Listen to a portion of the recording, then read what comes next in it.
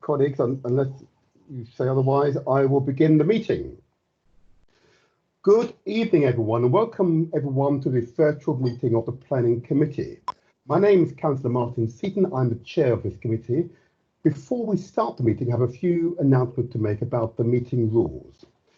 This meeting will be recorded by the council and updated to the Southwark YouTube channel tomorrow. Please note, all guests will have their microphone muted when they join the meeting. You'll be asked to remain on mute unless I ask you to speak, for example, in the 3-minute slot reserved for objectors, applicants and ward councillors. Please do not open your microphone until I give you permission to speak. Attendees who are using the telephone dial-in function on a smartphone are asked to mute their microphones directly on their devices. Open microphones may cause feedback. To ensure this virtual meeting runs smoothly, only one individual will be allowed to speak at a time. Any person speaking must be permitted to finish what they're saying without interruption. And if I request that an individual stop speaking, they should do so immediately. Interruptions may result in you being disconnected from this meeting. If a member of the committee wishes to speak, I ask them to indicate this via the raised hand symbol or on the message board.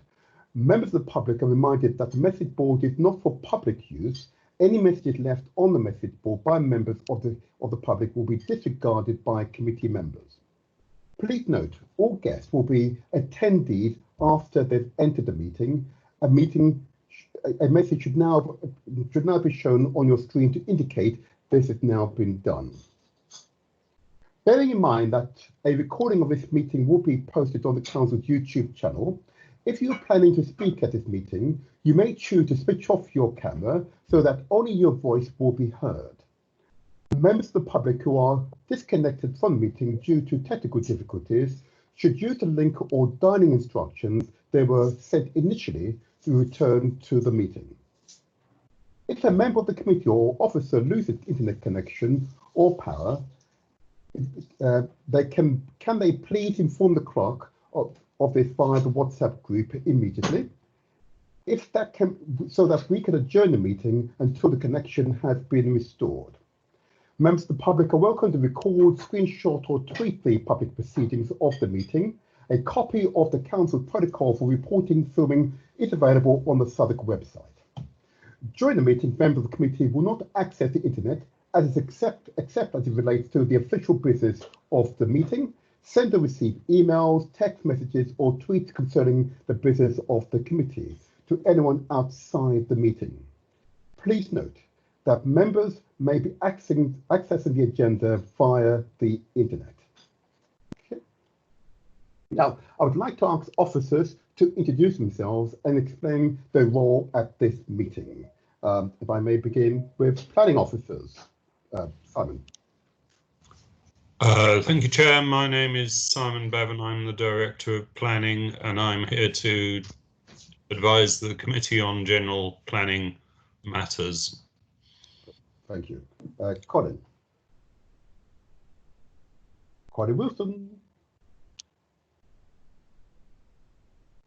Sorry, it's on mute. Oh, okay. Hi, Chair. My name is Colin Wilson. I'm the Head of Regeneration for Old Kent Road, and I'm here to assist the two officers in their presentations tonight. Very good. Thank you. Can I move on to the next one? Tom Patrick.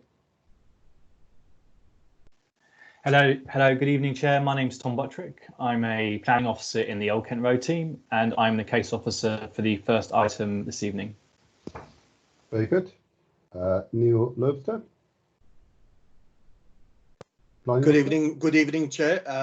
I'm Neil Lobster, and the planning officer presenting and advising members of the committee on the Section 106 item, and it's item 6. Very good. Wing Lu. Thank you, Chair. I'm Wing Lau. I'm the planning officer in the Old Kent Road team, and I shall be presenting and advising members of item 2 on the 7.2. Sorry. That's fine. Thank you. Pip Housen. Good evening. I'm Pip Housen. I'm the team leader of transport policy, here to advise on transport issues for both of the planning applications. Thank you. Can I now go over to the legal officer, John Gorst? Good evening, Chair. Thank you for that. My name is John Gorst. I'm the legal officer for this meeting, so I'll be advising members on constitutional and legal matters. Thank you. Very good, thank you. And the clerk, of course. Gerald? Hello everyone, my name is Gerald Goller. I'm the Constitution Officer and the clerk for this committee. I'm here to minute the meeting and to advise on the procedure for hearing the items and the decision making. Very good, thank you very much indeed. I don't believe I've missed out any officers, I don't believe so. Very good, thank you. In that case, I will now commence the meeting. Item 1 are apologies, and as far as I'm aware, we have a full house. That's very good. Item 2 is confirmation of voting members. I will now ask members of the committee to confirm that they are voting members, and I'll do this by way of a roll call. And I will now begin with Councillor Whittam. Can you just confirm that you are present and you are vice chair? My name is Cass Whittam. I'm councillor in Rotherhithe. I'm vice chair of this committee and a voting member. Very good. Councillor Hargreaves. I'm Councillor Hargrove. I'm present and a voting member of this committee. Very good. Councillor Morris. Yes, I'm Councillor Morris. I'm present and I'm a member of the committee. Very good. Thank you. Councillor Newens. I'm Councillor Newens and I am present and a member and a voting member of the committee. Very good. Councillor O'Brien. Councillor O'Brien, present and voting member. Very good. Councillor Rose. Good evening, Chair. I'm Councillor Rose and I am present and a voting member. Very good. Thank you. Councillor Soames. Good evening, Chair. I'm a voting member, Councillor Cleo Sounds, and I'm present. Very good. And I can confirm I'm also a voting member and chair of the committee, Councillor Martin Seaton. I will now press on. Forgive me those noises in the background. I believe other officers are trying to contact me for this meeting. Anyway, item 3, notification of any item of business which the chair deems urgent. And just to follow up on our earlier conversation, the following additional documents have been circulated before the meeting. The addendum report relating to items 7.1 and 7.2. And I believe the third addendum report is in fact a combination of the two, and also the members pack, which I hope you've all now received. Can you confirm that is so? Members of the committee? Yes, Chair. Yes, Yes, Chair. Received. Yes, Chair. Chair. Yes, Chair. Yes, Chair. Excellent. You're all in possession of all documents related to the business of this meeting. Thank you very much. I now go on to item 4, disclosure of interest and dispensation. Does any member wish to declare any interest or dispensation in respect of any item or issue to be considered at this meeting? No, Chair. Very good. Thank you very much. In that case, then I'll press on. No, Chair. Thank you very much. I'll press on to minutes. Item 5, and this is pages 1 to 8 of the agenda pack. The minutes of the March 3rd, 2020 meeting have been amended and recirculated to reflect the fact that Councillor McCullum and Salmon were in attendance. Okay. Are we happy with those amendments? Agreed. Agreed. And we are happy with those amendments. I now realising this, and of course, reference to the MIP was also covered as well. It has just sprung to my attention, and I believe that is also covered here as well. Sorry, Chair. There's two different sets of minutes here. There's one for the 3rd of March and then the 4th of May, which is the 4th of May is the one where the amendments are proposed. Very good. Right. Thank you. Thank you. I just want to make sure, and I now realise why we've taken this one. That's fine. Now, can we approve these minutes as a correct record of the meeting held on Monday, the 3rd of March 2020? Are we agreed? Agreed. Thank you very much indeed. Now, I now propose to agree the draft minutes of the meeting held on the 4th of May 2020, which with the following amendments. Add late GLA correspondence to the list under item 3. Amend paragraph 4 under item 6 to read. The committee put further questions to the officers and discussed the information presented to them. The chair reminded the committee of the late GLA correspondence signed by 2 London deputy mayors for regeneration and housing. In particular, the second sentence of the 9th paragraph, which reads, I've got it in brackets, in the likely event that a MIP clause was ever triggered, we would work with the social housing regulator, the London Borough of Southwark, and other RPs to ensure that the affordable housing remains as such. Okay. So that was the amendment that was agreed at our last meeting following our review of the minutes. Does anyone wish to second the amendment as I've read out? I'm the proposer, obviously. I will second. Councillor Whittam. Thank you very much. Now, I now want to move to a vote. I will call on the voting members of this committee by name and ask them to confirm whether they vote in favour or against this motion or wish to abstain. Now, I'll start with Councillor Whittam. Can I ask you, do you vote for, against or abstain? For. Thank you. Councillor Hargroves, do you vote for? Thank you. Councillor Morris. For, Chair, against. is this to approve the minutes, Chair? Correct, that's right. So I wasn't present at that meeting. So can I approve the minutes of a meeting I wasn't at? You make a valid point. I've made note of that, and I know the clerk has made note of that. Thank you. Thank you. I'll move on to Councillor Newlands. Apologies, Councillor Morris. Would you like to abstain then, or? Well, no. I don't know. I can't agree them as a correct record if I wasn't there. So I don't know what the procedure is. We had, of course, we had Councillor McCullum in your stead. I'm not even convinced we should even pose the question to you, to be honest with you. And I think that would be right. Why don't I just abstain? I'm sorry, I didn't quite I'll just abstain. Fine, that's fine. Thank you, thank you. Councillor Newlands, do you for, against, or abstain? I agree with the minute. Yes, that's fine. Thank you very much. Councillor O'Brien, for, against, or abstain? For. Thank you. Councillor Rose, for, against, or abstain? For, Chair, thank you. Thank you very much. Councillor Soames. For, Chair, thank you. Thank you very much. And I vote for the resolution, and I believe that we have a significant majority.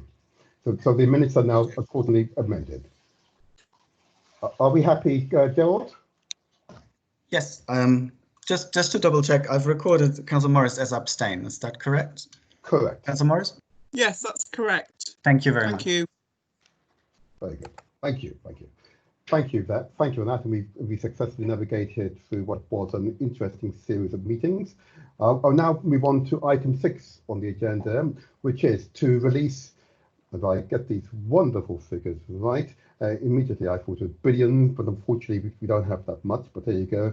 £1,442.43 from the Section 106 agreement associated with the below developments in order to deliver expansion of the dock cycle hire expansion and associated highway improvements. And this, colleagues, are of course pages 9 to 16 of the agenda pack. Can I ask the officer who presented the report to come forward? I believe that's Neil Louster, to introduce. That's correct, Chair. You may go ahead. Good evening. Thank you, Chair.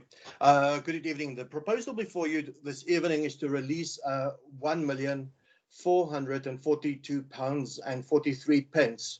This is set over a number of legal agreements. And this would fund the projects in 12 across 12 wards, and they would be London Bridge, West Bermondsey, North Bermondsey, South Bermondsey, Rotherhithe, Surrey Docks, Old Kent Road, North Walworth, Faraday, Newington, London Bridge, West Bermondsey, and Camberwell Green. The money would also come from those wards. The proposal is to fund docking stations in the borough, and this would be a phased proposal that we request the money for.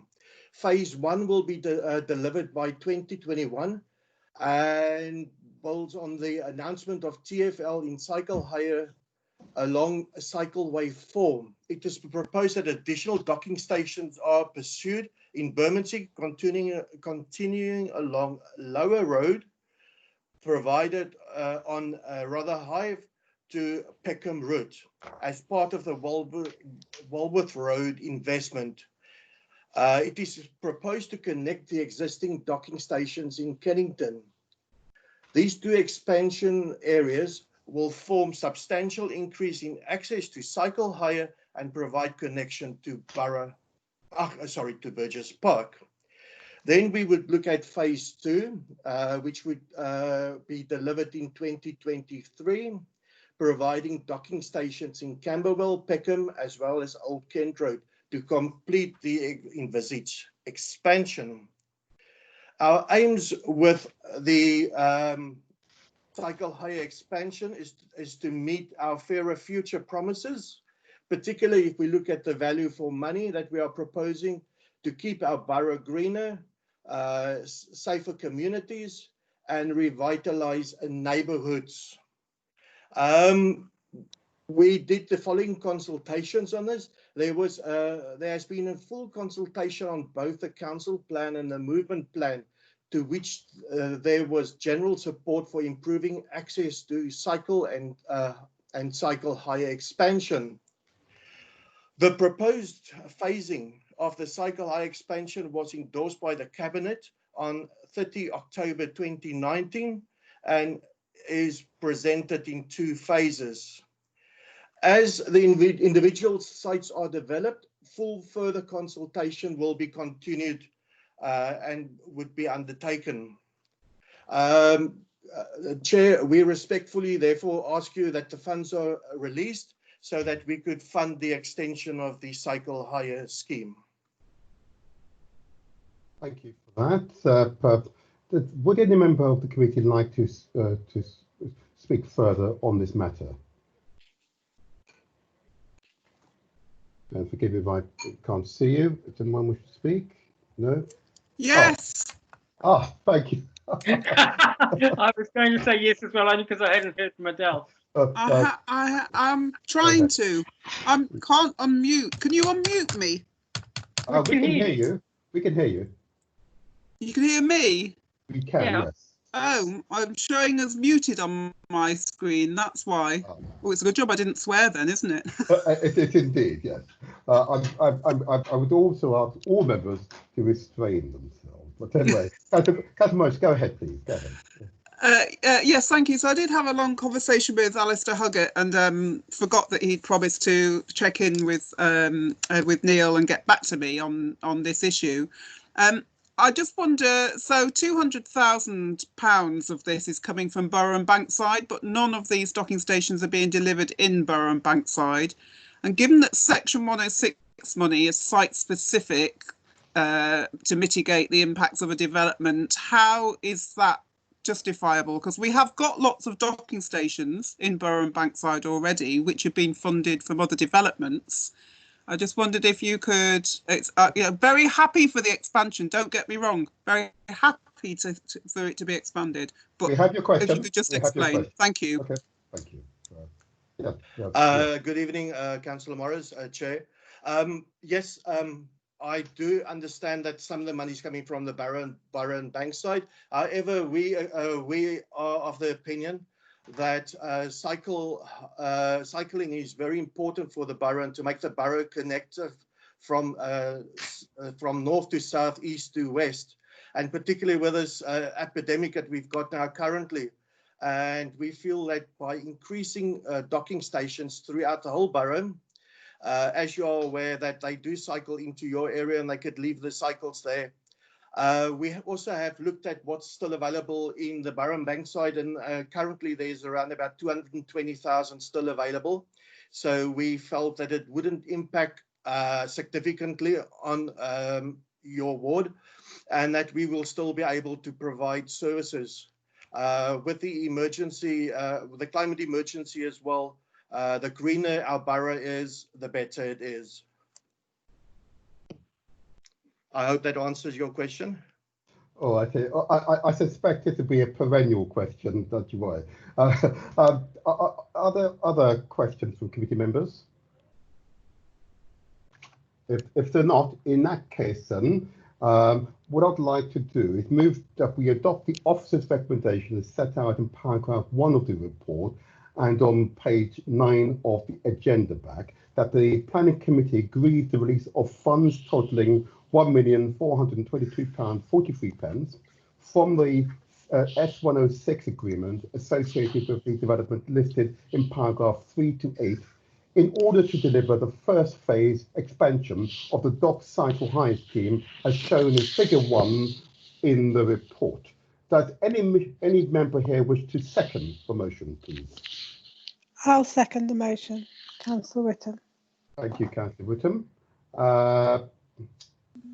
I suppose we'll go through the roll call. I'm afraid we have to do this in this format.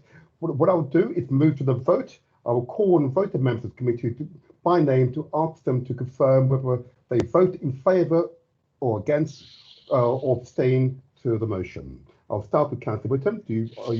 I assume you are for the motion. I am for. Indeed. Councillor Hargroves. I'm for, Chair. Thank you. Councillor Morris. Abstain, Chair. Thank you. Councillor O'Brien. For, Chair. Very good. Councillor Rose. I'm for the motion, Chair. Thank you very much. Councillor Soames. For, Chair, thank you. Thank you very much. And I'm also, of course, for the motion. Chair, sorry, you forgot to call Councillor Newens. Did I forget Councillor Newens? Oh, Marty. You did, Martin, you did. Yeah, I apologize, Councillor Newens. I need to call you. Are you for, against, or abstain on this motion, please? Thank you. I am for the motion. Very good. Thank you. I apologize. Thank you, Gerald, for that. Therefore, we have one abstention and the committee have voted for the motion. Therefore, the motion is carried. Thank you very much. I'll now move on to item 7 on our agenda, which is the development management. The next item of business concerns the determination of planning applications. I'd like to remind everyone of the committee that the guidance of conduct of business. Officers will present the report, outline their recommendations, and answer questions raised by the committee. If present and wishing to speak, the following may then address the committee for no more than 3 minutes each. A spokesperson representing any objector to the application, and by now you need to identify a single spokesperson if more than one objector wishes to speak. The time will be divided accordingly within the 3-minute time slot. Followed by the applicant or their agent, and indeed followed by the spokesperson and representing any supporter of the application who live within 100 metres of the development site. And last but not least, the ward councillor representing the area affected by the proposal. Each speaker should restrict their comments to the planning aspect of the proposal, and they should avoid repeating information which is already in the report. The meeting is not a hearing where all participants present evidence to be cross-examined by other participants. At the end of each representation, the committee may ask questions of the presenter. Speakers should lead the committee on subjects on which they would welcome further questioning. Ward members in attendance and those nominated to speak on behalf of objectors, supporters and applicant may be asked to make further brief contributions in case any issues need to be clarified after they've addressed the committee. This is not an opportunity to take part in the committee's proceedings. After receiving all submissions, the committee will debate the application and consider the recommendations. Now, this is a council committee meeting which is open to the public, and there should be no interruption from members of the public. And finally, I'd like everyone present to know that although the planning committee comprises members of different political parties, we are not politically whipped. Our decisions are made in accordance with the council's planning policy and based upon information contained within the relevant reports, together with the consultation responses and any verbal submissions made today. How we approach this application is set out in the development management report at item 7, and if members are happy to note that report, we will move to considering the planning applications. Are you content, members? I'm sure you are. Yes, Chair. Yes, Chair. Thank you very much. Thank you. Thank you very much. Thank you. I'll now move forward, if I may, to item 7.1, which is address 747 to 759 and 765 to 775 Old Kent Road, which is of course London SE 151NZ, land at Devonshire Grove SE5, which of course is pages 21 to 214 of the agenda pack and the relevant pages of the addendum report. Can I ask the officer considering the report, can I ask you to provide your make your presentation? First of all, if you introduce yourself again. Hello, good evening, Chair. Good evening, members. It's Tom Buttrick here, the case officer for the scheme. Hello, good evening, Chair. Good evening. It's Tom Buttrick here, the case officer for the scheme. We seem to have feedback.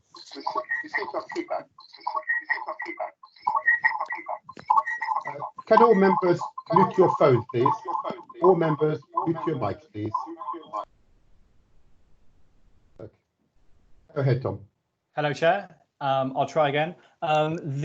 Yes, my name is Tom Buttrick. I'm the case officer for planning application 19AP 1239. What I'm going to do is I have a presentation on my laptop and I'm going to share the presentation from my laptop, okay? And I'll just do that now. Chair, I've shared the presentation. Can I just confirm that you can see the presentation and the other members as well?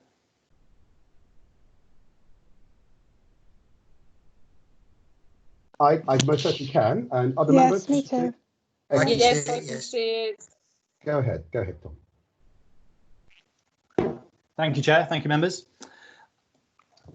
Item 7.1 is for a, sorry, going to have to do excuse if it does jump forward and back. It's a bit sensitive. Item 7.1 at this planning committee is a planning application. It is a hybrid planning application for full planning permission and outline planning permission for a scheme at 747-759 Devonshire Grove. The application is a phased development for SIL purposes, and it also represents a departure from Strategic Policy 10, Jobs and Businesses of the adopted core strategy, because it proposes residential accommodation in a preferred industrial location. Part of the site falls within that designation. In terms of the site, the application, the site is located towards the southern end of Old Kent Road. The site consists of 3 main land parcels. Firstly, in the sort of bottom left corner there, we have the petrol filling station, the BP garage. We have the HSS hire site on the right-hand side. That's the eastern edge of the site, and we also have the council's own land, which was previously in use, temporary permission for travellers site, and is currently vacant. Also of note in the site plan is running directly through the site is the north is the main egress arm for the integrated waste management facility, which is accessed from the roundabout to the north. We have Devonshire Grove to the west of the site. And we have the Old Kent Road to the south of the site. On the other side of Old Kent Road there, it's the Toys R Us, the former Toys R Us site, which is currently subject to some pre-application discussions. I'd also like to point out in the site plan the Daisy Business Park to the north of the site, which is currently subject to a planning application, which hopefully will be coming to the committee soon for determination. May I also point out the Safe Store site, which is located on the west of Devonshire Grove. We also are having pre-app discussions with Safe Store, and that will continue with officers. So what we're seeing here, Chair, is a series of planning applications, pre-apps within this area, within the vicinity of this application site, which will be delivering the aspirations of the Old Kent Road Area Action Plan. As I mentioned at the beginning, Chair, the application is a hybrid application, and this slide details what elements of the scheme are in full detail, and what elements are in outline. If I may point out that the green area is the land in detail, and the orange is in outline. Important to note, and I know we have briefed you on this, Chair, and members, is that the basement of the planning application, which is identified in your members pack, but also on screen in front of you by a black dotted line, that basement falls within the outline planning permission, and that is a shared basement both for buildings A, B, C, and D, but not building E. What does that look like in plan form? We can see here the key main features of the planning application, and I'll just quickly take them in turn. Starting with building A, which is on the top right-hand corner of the slide. That is a 39-storey tower, tall building, in line with the guidance in the AAP. It's in detail. It's designed by Alison Morrison's, and as I said, it's in full detail as part of the planning application. Also in detail is, as we saw in the previous slide, is the public realm, and we'll see 3 new public spaces where there are currently no public spaces on offer within these existing sites. Primarily, we can see Devonshire Square, which is a new public square with landscaping, trees, and child play space. Sylvan Gardens, which is the north of Building A, and Sylvan Green to the east of Building B are further public open spaces. Also in the full application is a new road, Chaucer Street, which links Sylvan Grove to Devonshire Grove. This is part of the master plan for the opportunity area. And this is a servicing road, but for the buildings in front of you, but also a walking and cycling link, which creates new permeability through the site and would be accessible to all. The road would be built to a publicly adoptable standard. Moving on, the remaining buildings are in the outline scheme, and they're shown indicatively here. There's buildings B and C, which front the Old Kent Road, which house affordable housing, so in the social rented tenor. And there's building D, which consists of both private, intermediate, and social housing within the building. The podium is a substantive podium. It connects all 3 buildings there and is accessible to all. It provides communal space and child play space. One last thing, Chair, I'd just like to point out on this slide is the Old Kent Road itself. Now, what this scheme does is actually brings about the new or reinstates the Old Kent Road High Street. Now, there is some high street frontages already, but what this will really do is redeliver that grain of retail, of other uses which will front the Old Kent Road, and the pavement's been widened there in line with TfL. But also, I think it's important to note that this location is the preferred location for the second Bakerloo line extension. We can see the TfL roundel there, and so this building, this scheme, would be directly opposite a new tube station, which obviously gives us the opportunity to significantly improve the public transport infrastructure here and allows us to consider higher densities because of that improved infrastructure. So what does that look like in 3 dimensions? As we can see here, Chair, we can just see how the buildings step up from the Old Kent Road in line with guidance and policy, emerging policy in the area action plan. We can see the landscapes, public spaces, and we can also see the full and the outline buildings. And actually, apologies, Chair, I think I missed out the little building E in my previous slide, which is the workspace building. So do forgive me there. The workspace building, which is building E, and I think I'll just pop back quickly to show that, and do excuse me.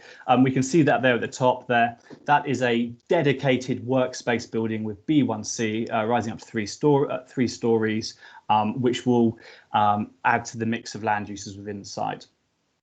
So, as I touched on land uses there, we can see how on the image here, we can see the Old Kent Road itself. We can see how the new uses would be on the ground floor of that and how they would be reinstated. I think another important point, Chair, with this slide is we can see a number of the consented schemes already within the opportunity area. The Ruby Triangle scheme, we can see Malt Street, we can see Civic and Livesey. So the scale of development, the aspiration that's been shown here is supported in policy and has been supported previously by committee. And what we can say here is that in negotiations with officers, the applicant has evolved the scheme to deliver what we're seeking to achieve within the opportunity area. So we touched on the sort of the mix of uses at the ground floor, but primarily this scheme has a significant amount of new homes, so it is a true mixed use scheme. The scheme is, as I said, is a hybrid scheme, both detailed and outline, with the detailed so the detailed proposal in building A is 264 homes with the outline homes in buildings B, C and D 301 homes. Overall, the scheme is proposing 41% affordable housing by habitable room, which equates to 29% social rent and 12% intermediate. I'll come on to that shortly in a bit more detail, because the scheme is built is developed from privately owned land and publicly owned land, and I'll explain how we reached a blended approach affordable housing threshold for that, and the proposed 41% meets that threshold. The scheme meets our exemplary design standards.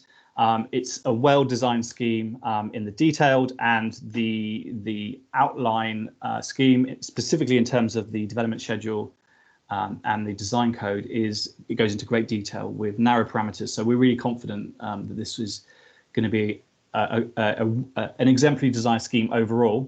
Obviously, as it's an outline as well, the reserve matters will be determined at a later date, and if chair was minded or members were minded, they could bring those reserve matters back if they so wished. 10% wheelchair units as required by policy. So in terms of affordable homes, as this is a hybrid scheme, the applicant put together an indicative scheme just so we could understand what that would look like, because it's split between the full and the outline. And they produced a 560 unit scheme, and we can see here that's what it would break down as 29% student social rent, 12 intermediate, and the rest 59% will be private units. And we can see in the three-dimensional drawing there the location of those. So the private units will be located in the tower and building D. The social rented units will be located in buildings B, C, and D, and the intermediate would be in buildings D as well. That's the yellow coloured floors there. So it's a policy compliant scheme in terms of affordable housing. In unit mix, the scheme will deliver the following breakdown. The scheme delivers more larger units within the social rented element of the scheme. But because the outline scheme is still an outline, the actual configuration of those is still to be obviously determined. However, we have seen the indicative scheme that was submitted with the planning application, and that showed us how the scheme can be delivered, and officers are confident that there will be a scheme that could deliver the affordable housing element and the unit mix. But obviously that will be subject to negotiations at reserved matter stage, the final unit mix there.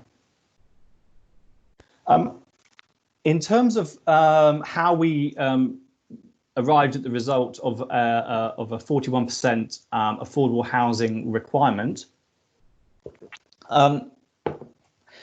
this is a summary, and the addendum on the screen, but the addendum captures the just a tweak we made so in terms of our calculation, and the slide you see in front of us is actually is consistent with the addendum. So that has been updated, but it won't be in your members pack per se, because your members pack was issued last week, but this is the addendum and this is up to date. So the way we reach a threshold of 41% affordable housing is we apply a calculation that's set out within the Mayor of London's guidance, and we apply a ratio of 50% affordable housing on publicly owned land, and in this instance, within the red line boundary, the council owns 40.5%. And on the applicant side, in the land that they own, they have to provide a minimum of 35% affordable housing on the land that's in their ownership, and that's 59.5%. These figures go into the equation, and the table here illustrates actually how that then transpires. The 41% equals 620 HAB rooms in the indicative scheme, and that's for the 1,510 units, which is 1,510 HAB rooms, which is in the indicative scheme.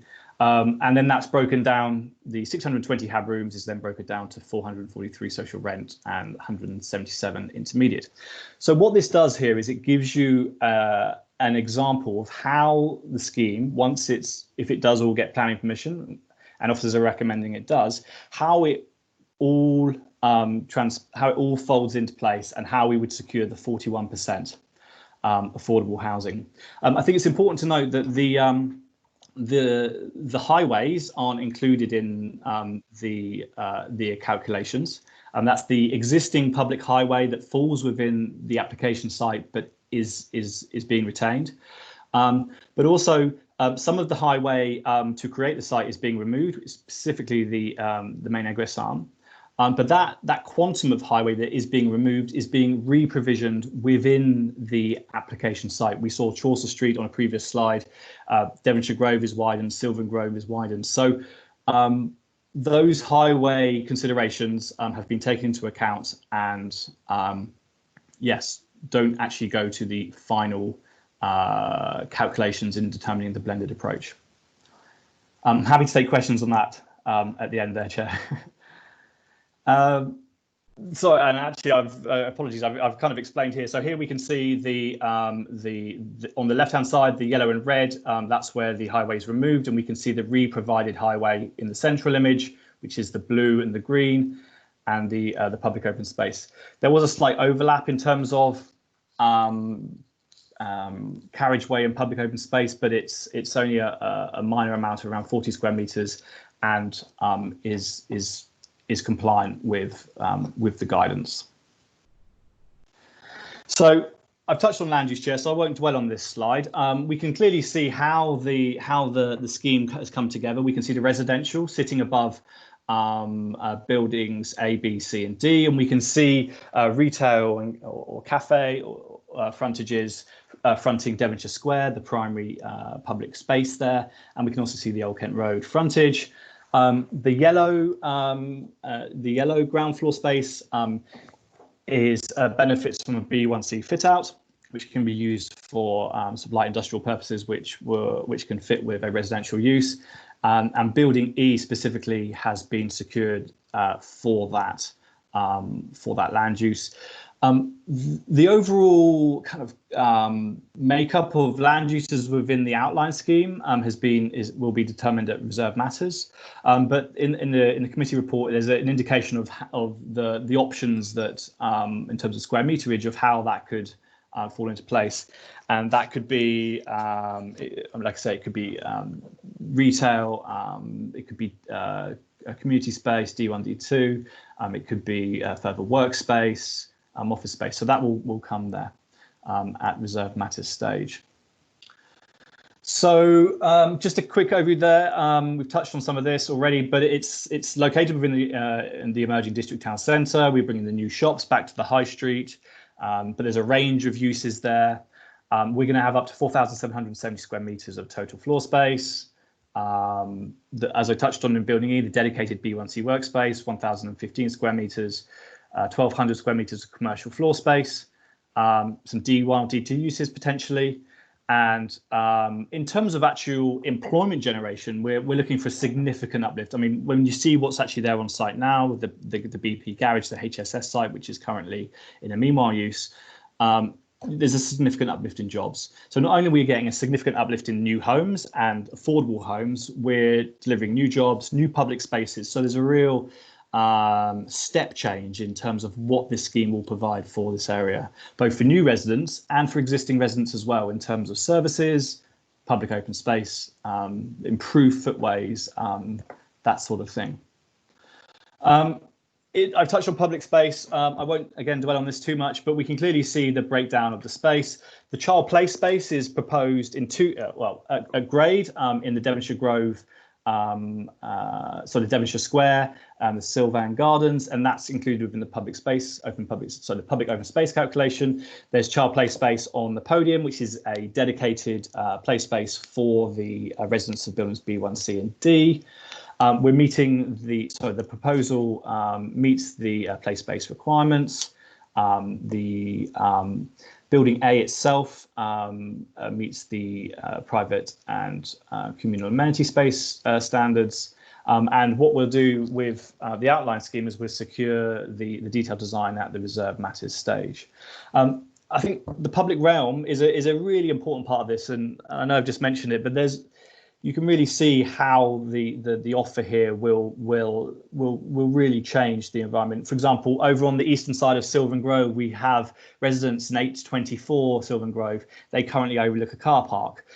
What we're proposing here is a brand new public space in Sylvan Gardens, and officers have been working with the Daisy Business Park team, and they will be delivering an element of that space as well to really bring the public benefit out within this application site. There will be significant landscaping that will be secured by condition. We're looking at around 80 to 90 mature trees going in, and a real high quality landscape that we will secure there. So just quickly through building A, it's a detailed design. It's a tall building with up to 39 stories. As I said, a residential tower with an active ground floor with the unit mixes, as you can see there, and with the amenity spaces.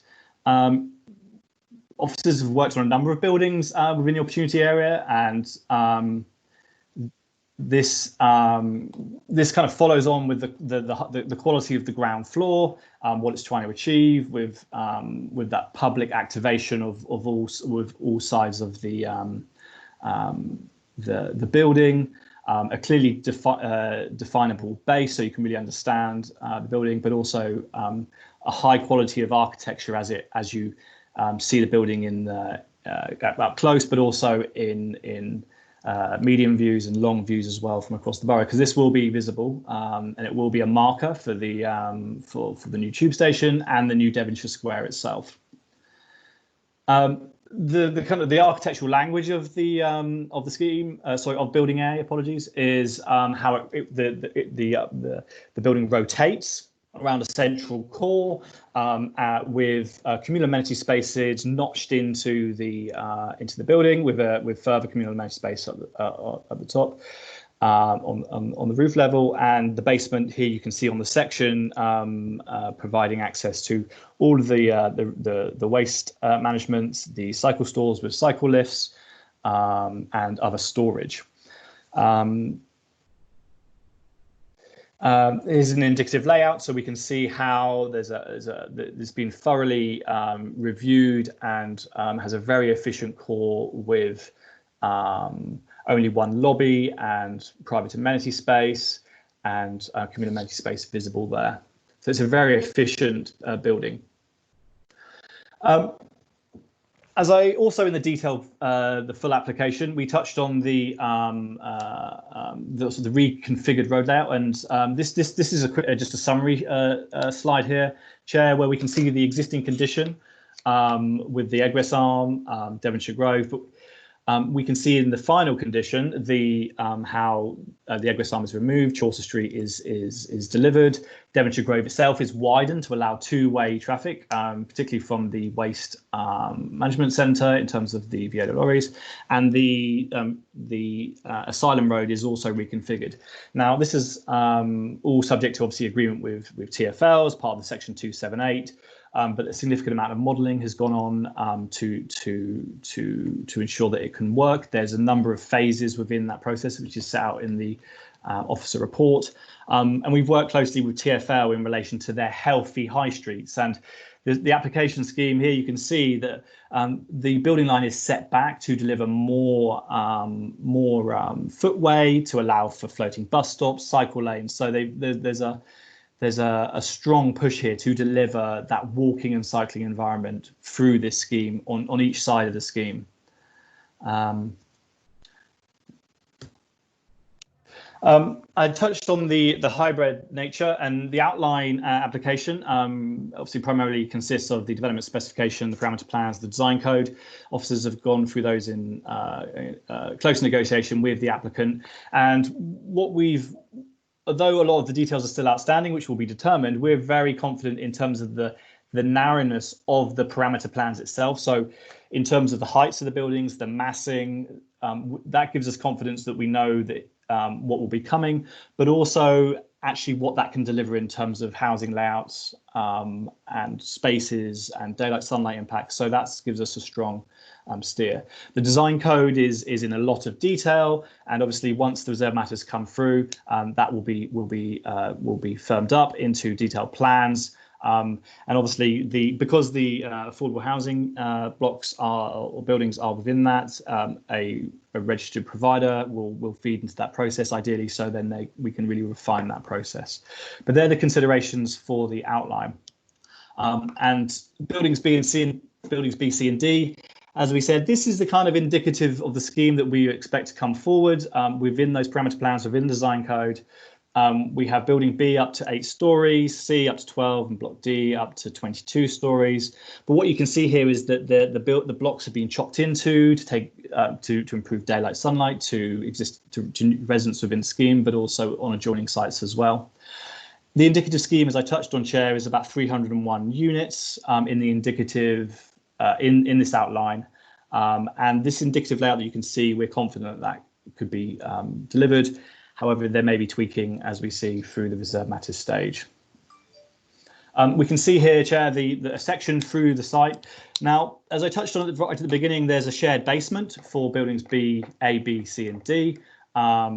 Building A cannot function without its basement being approved. So the application for the outline, the reserve matters, will have to be approved before the building A can be delivered. And there are some clauses within the Section 106 which actually have been updated in the addendum. And I'll just highlight that. That was the paragraph 7. It's the phasing updated clauses in the addendum which which outline how we secure the affordable housing delivering as the building is delivered. And we're happy to go through those after the presentation. And just moving on to the next slide. We can see the basement design, which clearly illustrates, as I just discussed, how the interconnectedness of the basement. So the basement has to be approved at Reserve Matters and built for the detailed scheme to come forward. It's a very efficient basement. It's a ramp down in and out of Sylvan Grove. There's cycle lifts from each core going down, and there's storage and all the plant, etc. there. So it works really hard, and significant cycle parking as well. Building E is the workspace building on the north-west corner of the site. Again, it's an outline. This is an indicative overview. It's a very different architecture, quite robust. The detail will come forward as in Reserve Matters, but it's a dedicated B1C workspace building. And we've worked closely with the Daisy Business Park immediately adjacent to ensure that there's a good relationship in terms of proper planning between those two buildings. One of the questions that was asked at Chair's briefing, Chair, is how's this all get delivered? And the next few slides basically will summarise the different phases of how it's delivered. So phase one, we can see how the egress arm gets blocked up. We have the widening of Devonshire Grove to enable the access to the Integrated Waste Management Centre. There are a number of phases within the transport phasing. In terms of the development phasing, a big basement is dug. It's a big basement, and it is for, as I said, for A, B, and C and D buildings. Buildings A and B are delivered, followed by buildings C and D, and then at the end is building E, but also after the new public square. So you can see how going from east to west the scheme will be delivered in terms of its actual construction, but also there's another reason for that is as a result of its financing, so that for example 50% of the building A can be occupied, and then that can help finance the later stages. But what we've done, as I said just a moment ago, we've secured the through the Section 106 limits to the amount of private units that can be occupied, until the affordable housing is either delivered itself or secured by a contractual arrangement. We touched on transport briefly, and we noted that its proximity to the new tube station. We hope it still comes. The car-free, the scheme is all car-free apart from blue badge spaces. A significant amount of policy-compliant cycle parking spaces, bus stops, cycle lanes, the widened existing highway, the new route, the permeability through the site. I think it's important to note there's no on-street servicing on the Old Kent Road itself. It's all off-street or within the basement. There's electric car charging, and we've worked for a significant amount of time to ensure that the access to the IWMF for the waste vehicles is continuous throughout the delivery of the scheme, and once the scheme is if it's granted, once it's finally delivered. There's a significant amount of work's gone into that, and officers are of the opinion that will function successfully. Here's the new cycle route, just a CGI of the route looking west from Sylvan Grove through the site to Devonshire Grove. A very different environment to what's now. This is currently mostly a car park and an existing building, so a real uplift in terms of offer for this piece of city at the Old Kent Road. In terms of sustainability, we're achieving a greenfield runoff rate. The applicant is keen to connect to the emerging district heating network, which is coming out of Selchip, just to the east, and there's a commitment to connect to that with an interim position. We're targeting BREEAM for the commercial floor space. I touched on the number of trees, significant landscaping, and a significant sill contribution as well. Unknown participant is now exiting. And just to finish there, Chair, and thank you for your time. This is a CGI of the scheme. We can see the context of the Old Kent Road. We can see Commercial Way here. We can see the existing corridor itself and trees, and we can see the proposed scheme rising behind there. We can see the detailed design of Building A at the top, and then the indicative scheme for the buildings Building C and D there, and B as well.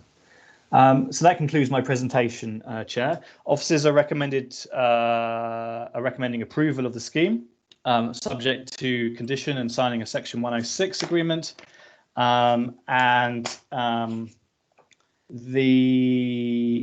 are a number of other recommendations just to confirm on the within the committee report that the environmental information can be taken into account as required by the environmental regulations, and obviously pursuant to signing a Section 106 agreement.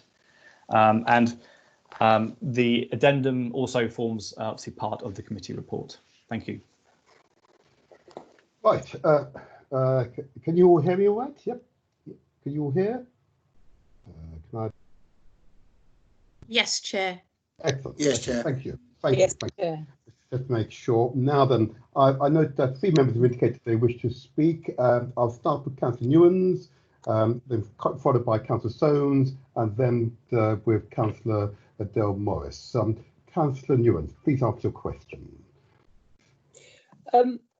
Thank you very much, Chair, and thank you to officers for the report.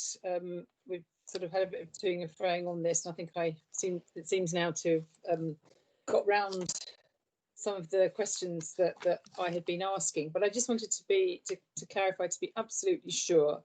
And part of it, I think, is part of the reason for my question is because of sort of the visual images of the plans which I've been seeing suggest that the road that is being removed is very much chunkier than the road that is being put in, which I think is Chaucer Street.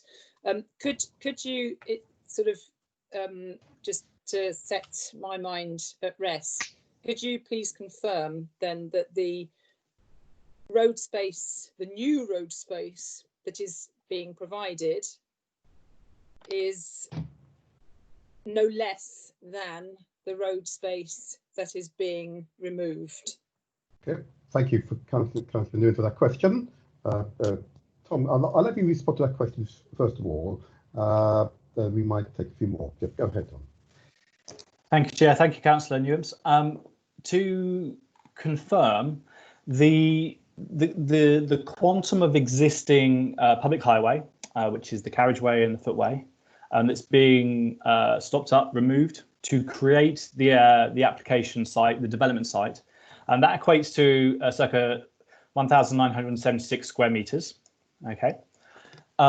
With the introduction of the new road, Chaucer Street, linking Sylvan Grove and Devonshire Grove, also the Devonshire Grove widening, the Sylvan Grove widening footway, and the Old Kent Road widening, or the footway, which is considered public highway, because public highway is both carriageway and footway, and both is being removed and being re-provided.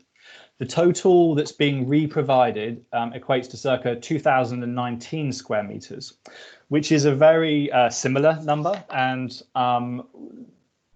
is proportionate and consistent there. So in terms of what is taken away and re-provided is broadly similar there. And so officers are of the view, in terms of how we've been negotiating, but also interpreting the Mayor's guidance, that the scheme is acceptable, and the re-provision of the public highway is consistent. Thank you. Thank you. Thank you. Can I just ask one follow-up point of clarification then, please? Right, yeah. Could you then also please, Tom, confirm that, so I appreciate that those figures are roughly equivalent, the 1976 and the 2019.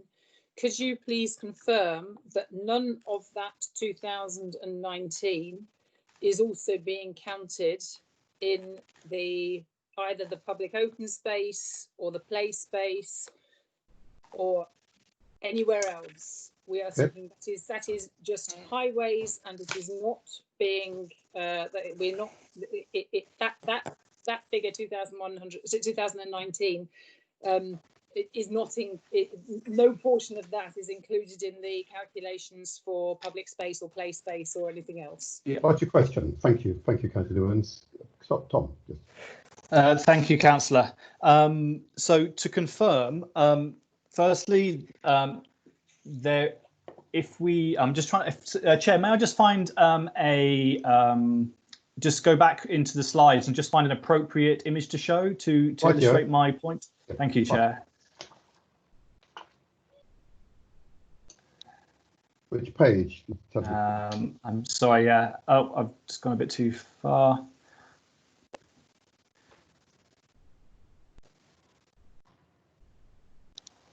Probably going to be quite near the beginning, Chair, because it illustrates the public realm. I think it's probably around page 4 or 5. Actually, Chair, sorry, apologies. I'll take this one if that's okay. I'm on page 19, Chair. Okay. Okay. If I could just point to the image on the right-hand side, and we can see the future condition of the layout, and we can see Chaucer Street from east to west there, and we can see the public realm, etc. In our calculations, and obviously Councillor Newen's question is there any double counting of the re-provided highway in relation to the proposed public open space, child play space? In our calculations, there was a small element of Chaucer Street itself that had been counted as public open space, but we've removed that, and that equated to around 40 square meters. If we do remove that, sorry, that equates to around 40 square meters of a double count. But ultimately, if we reduced the proposed highway by approximately 40 square meters, we're still within a very consistent quantum between the existing carriageway and the proposed carriageway. So I think to conclude there's a very slight overlap, but between public open space and carriageway, but it's in the overall kind of reprovision, it's very minor and doesn't take it beneath the quantum that's removed. Thank you. I'm not going to take further questions on that particular item, if I may. I understand that Councillor Soames does not wish to ask a question. In that case, I'll go to Councillor Adele Morris. Councillor Morris. Thank you, Chair. I've probably got echo, haven't I? Because bear with me. And whilst Councillor Morris yes, go to someone else and I'll sort that out. Fair enough. In that case, Councillor O'Brien. Councillor O'Brien. If not, I'll go to Councillor Rose. I just did unmute. Okay. This might involve. Forgive me, Councillor O'Brien, and just for all members of the committee, clearly at this stage, we're simply asking for points of clarification on the report. And if there are questions that reasonably could be put to the applicant, please can I encourage you, if possible, to restrain yourself. But if you're just clarifying matters pertaining to the report, then I'll take the question. Councillor O'Brien. I'm not sure that the applicant would be able to answer this question. Fair enough. Go ahead then. Go ahead. It's just that reading the report, there is a reference under socio-economic impacts, paragraph 526, which states significant adverse effects were also identified in the additional pressure on education facilities, particularly primary education. I know this is just one application within many of this phase, but we're talking 9,500 residences in phase 1 on the Old Kent Road master plan. What efforts have been made, or how do we know there's going to be school places, GP places, that sort of thing? Okay. Sorry, Councillor, before Tom responds to your question, could you just repeat the paragraph number? Sure, it's paragraph 526. 26, thank you. 526, and it's bullet points. Very good, very good. Thank you. Tom. Thank you, Chair. Thank you, Councillor. In response to your question, obviously one of the elements of the Old Kent Road Area Action Plan is to understand, obviously, the uplift in homes and the potential child yield and how many people would come to live in the area. And we've identified within the area some indicative locations for primary and secondary schools, but also expansion of primary schools. So the plan goes some way to do that, and we recognise that there will be an uplift. We need to respond to how the demand for educational places evolves over the lifetime of the plan. So from where we are now, 5 years, 10 years, etc., it can evolve. So the plan needs to have some flexibility. And ultimately, when we calculate the final number of units through the reserve matters, we will be able to see the indicative child yield. And then what we can also do is take a community infrastructure levy payment to pay for the child play spaces as needed, and then spend accordingly at the appropriate moment in discussions with our colleagues in education. So, I mean, we recognise that there's significant uplift in terms of the number of new residents that we're going to be living in the area. And as I say, we need to provide the services, be it education, health, etc., that those people will need. And that's part of the plan making process. All right, Councillor Bryan? Yeah, no, that's fine. But obviously you'll need space to build this extra education facilities, won't you? Have you kept that in mind? Yes, yes, Councillor. We in the actual area action plan itself, there are locations where we have identified. The council's actually purchased land, for example, where a secondary school may go, which is on Sandgate Street, because we recognise that it's going to be very hard for landowners to provide something as a secondary school. So the council has gone ahead and purchased land in advance of the uplift in residents and then subsequent child yield. So yes, it's definitely an incredibly important part of the plan writing process, and it continues to evolve to this day. Thank you very much. Thank you very much indeed. Councillor Morris, are you able to put your question forward at this stage? I hope so, yes, Chair, thank you. And these may well be questions to the applicant, so just tell me, Tom, straight off if they are. So one is about the kind of the full application for the tower and all of the other bits of it being in reserve, or the other elements of it being in the reserve matters. And I'm still not 100% clear how the response to why that's happening all stacks up, because the tower and B are going to be built together in the second phase, and yet we've been told that they can't do B until they've done A, or until something, or until the lease has been signed. There seem to be a whole load of different reasons, and also I'm concerned that the affordable housing, there's one block that's completely affordable housing, and then there's some more affordable housing in the other two parts of it that come later. So I'm really struggling to grasp why we've got these reserved matters on this at all, why they can't submit the full application. If it's about finances, then you can still have the full application and just build as you go along and sell a bit to pay for the other. But if you could clarify why it needs to be separated out, I'd be grateful. I have got two other questions, Chair, which I'll ask afterwards, if that's okay. They're little ones. If they're little ones, fair enough. But I'm really keen to get to hear the objectors and the applicants as soon as possible. Yeah. So Tom, go ahead and respond to Councillor Morris's initial questions. Thank you, Chair. Thank you, Councillor. I mean, we recognise that it's not to have an outline basement underneath an indicative, over a full detailed tower. It does seem a bit strange, but there is a rationale, a number of reasons for that. Primarily regarding the length of time it takes to construct the scheme, and then in terms of securing finance etc. As I touched in my presentation, the basement, etc., has to be delivered firstly in terms of the reserve matters, but obviously so that can be approved, and then it all gets, well, as I said, the basement gets dug, and then buildings A and B get delivered together. If I can just point you, Councillor Morris, to the addendum, I don't know if you had a chance to look at there, and I think you may, if you've had a chance, we can see that there's 3 clauses in the addendum. It's underneath the phasing paragraphs.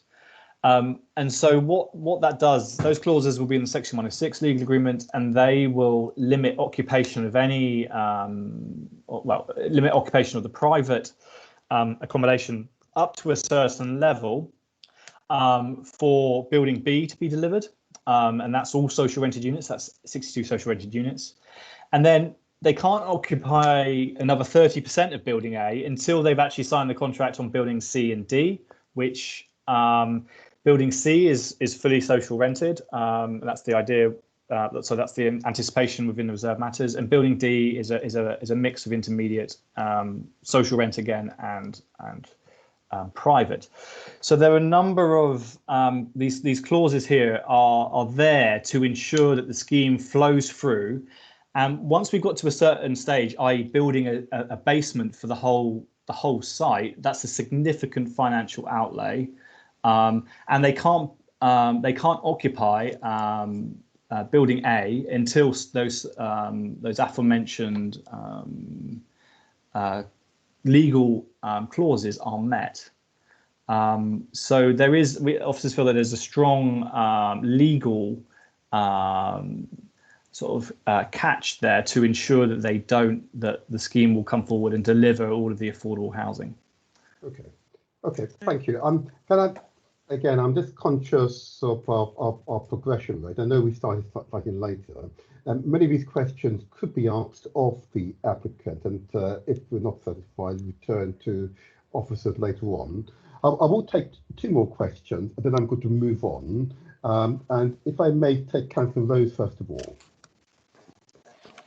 Thank you, Chair.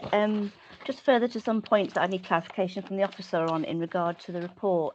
I'm referring to page 21 of the members' pack, and I wondered if Tom is able to bring that up. Of course. My question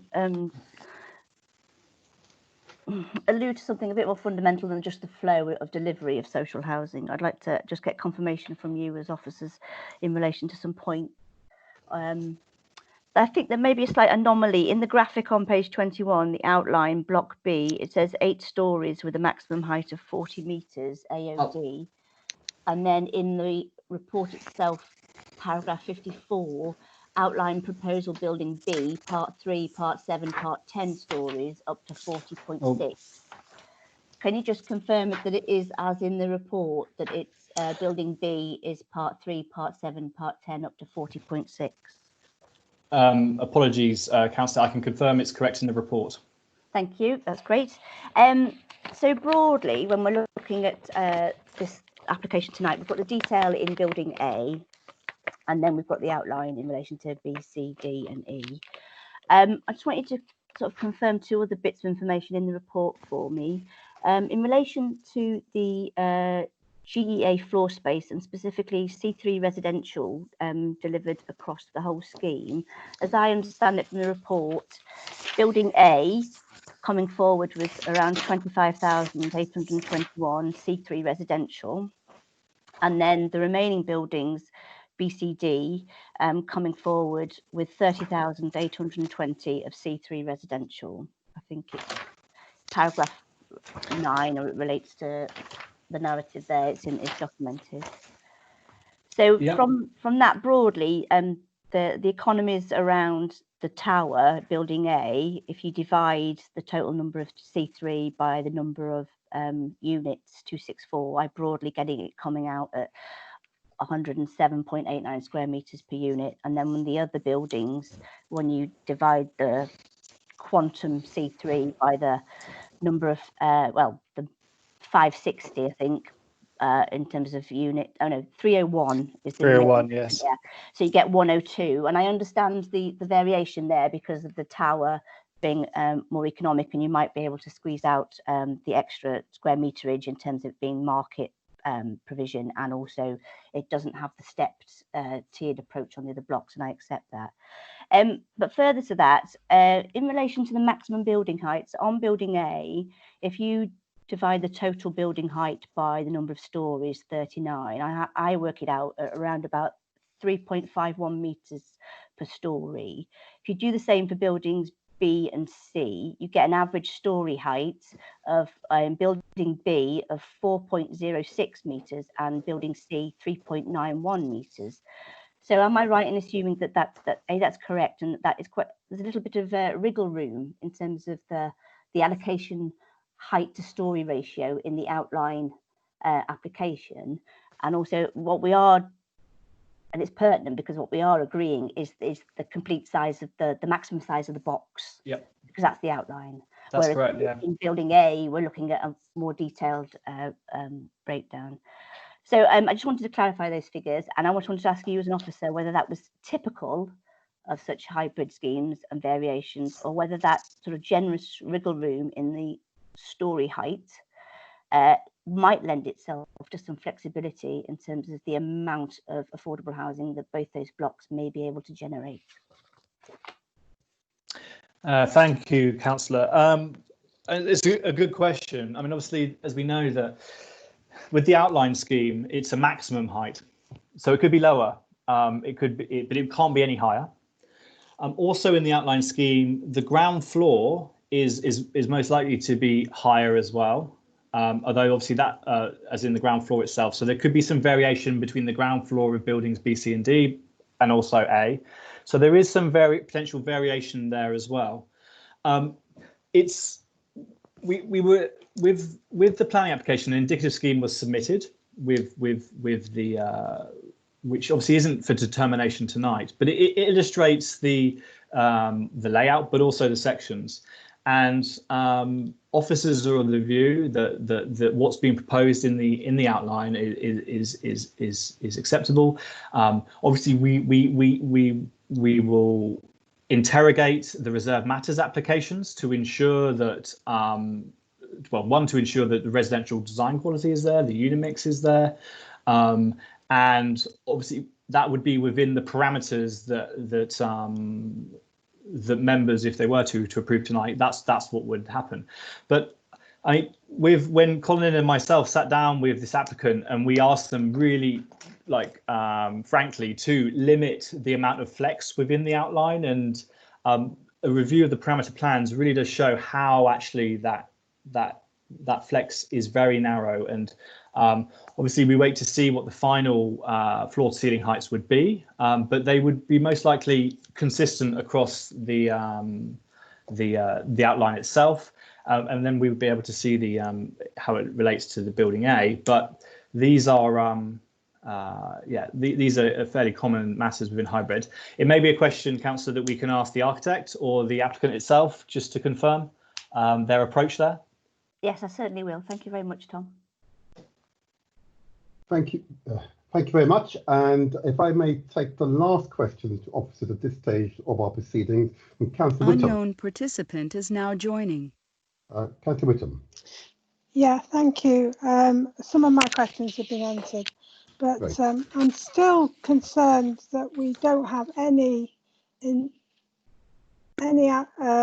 detail on Block B, because that is supposed to be built at the same time as Block A. What we do have in the addendum is something which quite disturbs me, which is the aspect of the building. And we see on page of the addendum, page 4 of the addendum. Page 4. The private Block A has a very admirable 82% dual aspect, but outline planning for B is giving us only 58% dual aspect. And given that those are typically bigger units, I find that not very good. And if we just to finish off, if we left that to reserved matters and officers decided, then we would have no say in the detail of Block B. So I would suggest it comes back to committee. Right, yeah. Tom, do you wish to make any further comment on that, Tom? Just a couple, if that may, Chair. Firstly, yes, the reserve matters will be determined at a later stage if it was so wished. The detail which is in the design code, which is obviously before the committee tonight, the detail which is in the development specification it goes into depth into how the massing of building B, for example, block B would be, but also what we would expect to see in that. And what we'd expect to see is a north, kind of ideally pretty much a north-south block. We can see it here in the image on the screen, where we're going to have corners where there can be dual aspect units. We're going to have amenity spaces in terms of terraces. You can see there towards the north of the site. So we will look to optimize the dual aspect nature of the of Block B as much as possible, while still delivering residential quality and a unit mix layout. But it's the form of the building itself which kind of offers the amount of dual aspect, especially when we need to take into account other considerations such as the podium, daylight sunlight to adjoining occupiers. So comparing that to a building A, the tower, which is a very efficient around one core, and you can maximize opportunity for dual aspect. It's slightly different because of the different massing. It does offer a different level of dual aspect, but overall, the scheme is a predominance of dual aspect units across the scheme. The detail is set out in the addendum, but as I say, we can confirm that we will be ensuring that the quality of the layout, if it did come forward at reserve matter stage, would be pushed. And if members so wish to bring it back to them for determination, then that will be up to members to decide. Very good. Thank you. Thank you very much indeed. If I may, members, hold questions to officers for now. We have an opportunity later on in the proceedings to ask further questions following a presentation by objectors, applicant agent, and of course supporters and board members. And if you bear with me, if you allow me to proceed with the meeting to invite the objectors to speak, I'd be most grateful. Are you content with that? Thank you. In that case, I'll push on. Now, can I just confirm, are there objectors who wish to speak to the committee? Gerald? Chair, there's no one that has registered to speak as an objector. There is no objections, right?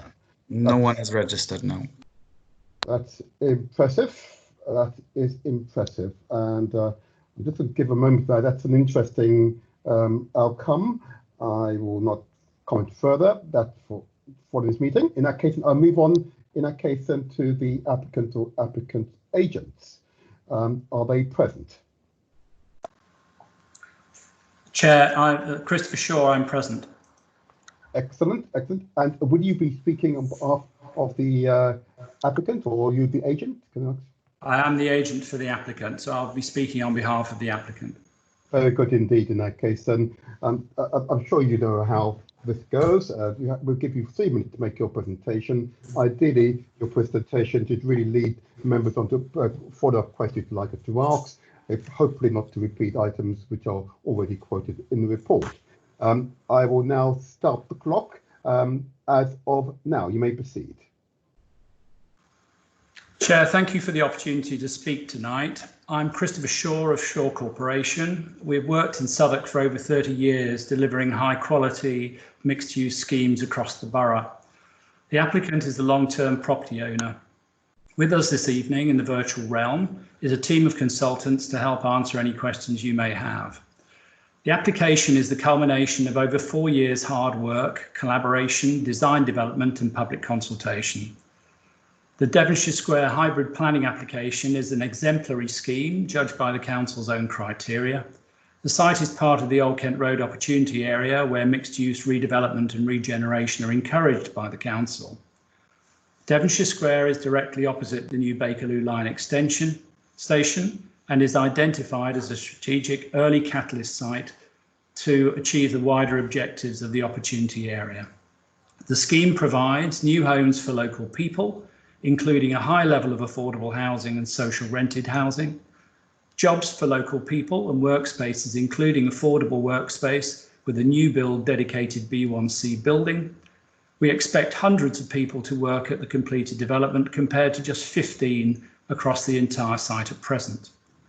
New shops as part of a new town centre, a connection to the adjoining district heating system, new bus stops, a dedicated cycle lane and wider pavements. All of these deliver good growth. Devonshire Square is a transformative project, providing new publicly accessible open space in an area that is devoid of these facilities. This will be the first meaningful public open space and public play space in the area for many years. Employment spaces will look out onto the new public square. New shops will have frontages onto Old Kent Road with widened pavements, boulevard trees, bus stops and segregated cycle lanes. A new access road will serve the wider opportunity area. These transport and infrastructure improvements are supported by TfL and Southwark highways. In a post-COVID world, every residential apartment in this project, whether affordable or private, has its own private amenity space, as well as access to communal amenity, play space and public open space, all to policy compliance standards. We have consulted widely with local residents and businesses who overwhelmingly support the scheme proposals and have taken on board many of their comments. We also are delighted to have the support of the two principal local TRAs who represent a significant number of local residents. We've actively participated in all of the Old Kent Road forums and stakeholder meetings since the inception of the opportunity area. We would ask you to endorse your officer's recommendation and approve this exemplary scheme. Thank you. Thank you for ending your presentation on time. Thank you. Members, are there questions? Are there questions? Councillor O'Brien. Councillor O'Brien. Thank you, Chair. Thank you, Chris. Can you just explain to me why this development's not tenure blind?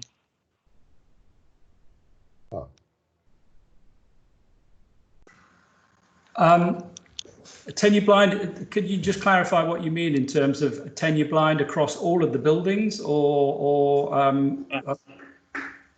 Yeah, so building A has got no affordable in it, for example, or social rent. Just wondering why. We've just designed it on this basis that we've got the taller building would have high levels of service charges associated with it. And in our discussions to date with RPs, they've been adverse to those levels of service charge. So we've predominated our affordable housing mixed in with public housing, we have to say, on the Old Kent Road building. Okay, thank you. Thank you, Councillor O'Brien. Maybe a discussion for another time. Can I now take Councillor Rose, please? Thank you, Chair. Just further to the issues that I raised with the officer earlier, you mentioned discussions with RPs, and we're dealing tonight with outline permission. I just wanted to get a sense from you about how those discussions are going, and if on the basis of those discussions there was opportunity to increase the amount of affordable housing through design, opportunities that came through later stages, the matters that were resolved in reserve matters.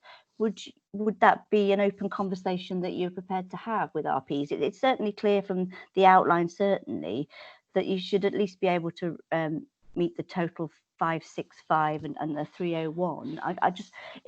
In many respects, the matters that reserve matters deal with are some of the most fully formed and developed in the proposal. And I can't fault the Devonshire Grove and the public realm. Those are the things that I would say at the moment we'd have least issue with regards to things that we might want to change, as long as it's sort of symbiotic with the broader public realm and our highways and transport. But it is the issue on where previously, where we framed a report like this and we end up capping ourselves in terms of often realising the site's potential. I'm just putting that question to you. The answer is that we've had many discussions with several RPs, and one of the reasons that the planning application is in hybrid form is that we've allowed for the outline proposals to the Old Kent Road building, which is buildings B, C and D, to develop in partnership with the selected RP. So there's always an opportunity to look into those in terms of the configuration of the spaces and in terms of dealing with the buildings. But what we did want to do was to provide an absolute assurance to the local authority that they could see the quality of the scheme coming through, and that we had therefore fixed the absolute parameters of the buildings in consultation with the planning and design officers, so that you could see that the quality of the building coming through on buildings B, C and D was commensurate with the quality of the taller building in building A. Appreciate that. Can you add any further to the officer's observation that because of the retail offer, which runs through the whole estate really, Block A, Building A does itself have mixed use on the ground floor.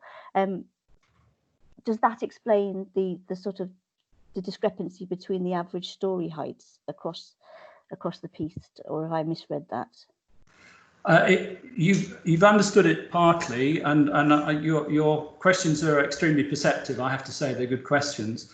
The AODs, of course, include plant spaces at roof level, for example, so that they are maximum heights, so that things that are not necessary, things that are details already in building A have not been detailed out on buildings B, C and D. There's no doubt that the Old Kent Road frontage will be retail, and retail will have a higher level of ground floor than the other spaces that aren't retail.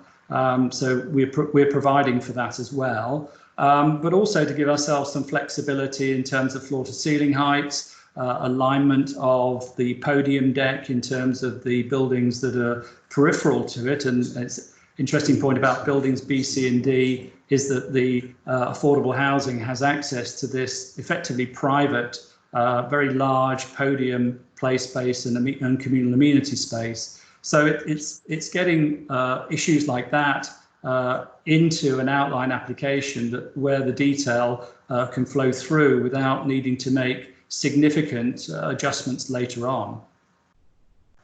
All right. Councillor Rose, if I may request at this point, those are a series of interesting questions which I would want to pursue myself as well, but I want to do it right now. And unless there is a further really useful, distinctive questions you have, can I just move on to Councillor Whittam, then I'll follow that by Councillor Hargrove. Is that okay, Councillor Rose? Okay. That's very okay. Yeah, thanks. Thank you. Councillor Whittam. I see that there are 17 car parking spaces for disabled people in the basement, and there are 17 wheelchair units in Building A.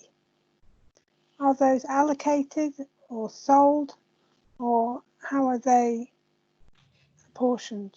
Because if they are strictly for those in Building A, then all the other wheelchair units in B, C and D won't have anywhere.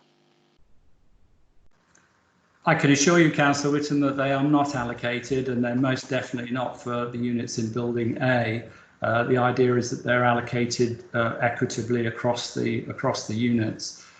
So absolutely not. There's no intention that all of those those disabled spaces conveniently go to private purchasers in Building A. That's not how it's going to work. It's going to be tricky though, isn't it? Because Building A will be occupied before the rest of the site, and people in Building A will naturally feel that they're entitled once they've been parking there for long enough. Could I just make the point that your assumption is incorrect? Building B has to be finished by the time that Building A is finished, so that the social rented occupiers of Building B will occupy the site at the same time as the residents of Building A. So it's not a question of Building A just being built first and the affordable comes on. The way we've structured it is that the affordable is matched in with the construction of the private accommodation. So why isn't Building B in the detailed planning? For the reason that I've said, which is that we need an RP partner to come into this in order to work up with us in partnership the detailed design of Building B. We can't build Building A until we put the reserve matters application in for the basement and Building B. So there is no opportunity to build Building A without building Building B at the same time. Okay, thank you. So that's another interesting series of questions. If I can now move to Councillor Hargroves. Councillor Hargroves, you still have your question. Hello. Yes. Thank you for your presentation. In describing Devonshire Grove site, you mentioned that it is envisaged as a catalyst scheme. Would you like to elaborate more on what you mean by that? Most certainly. It's bearing in mind its prominent position opposite the proposed Bakerloo line extension, and the fact that it provides a new access route into the opportunity area, new bus stops, wider pavements, and brings about local retail for local people, as well as the largest open space and publicly accessible play space in this area. It will be a complete game changer for the residents who are both there and new residents to come. And other schemes that come afterwards will also benefit from the focused nature of the public square, the play spaces, the amenity spaces, the retail, and the workspaces. So it's a scheme which is transformative. It will operate on so many different levels in uniting a community and providing opportunities both in terms of work and residential, and for public open space and amenity. Excellent. Could you hear me?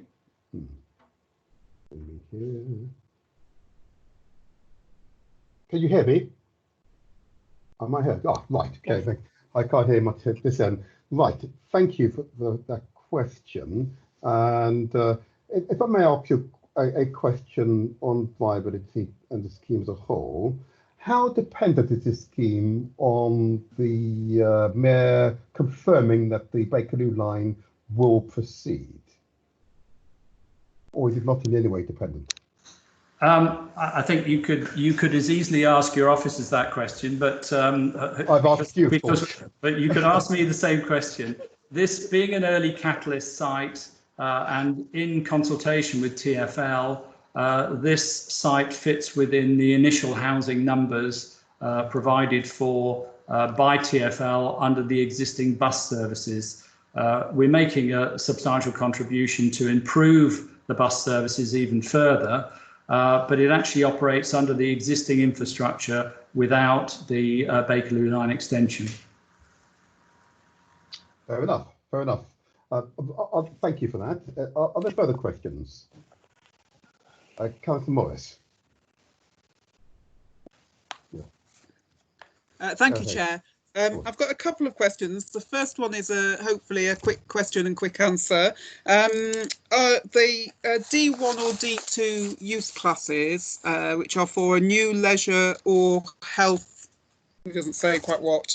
And I just wondered if you had got any detail on that yet, or any thoughts about who might occupy it. And I asked that question particularly because we have had some spaces provided, cultural spaces in particular, which aren't actually usable by the occupant that was envisaged, shall we say.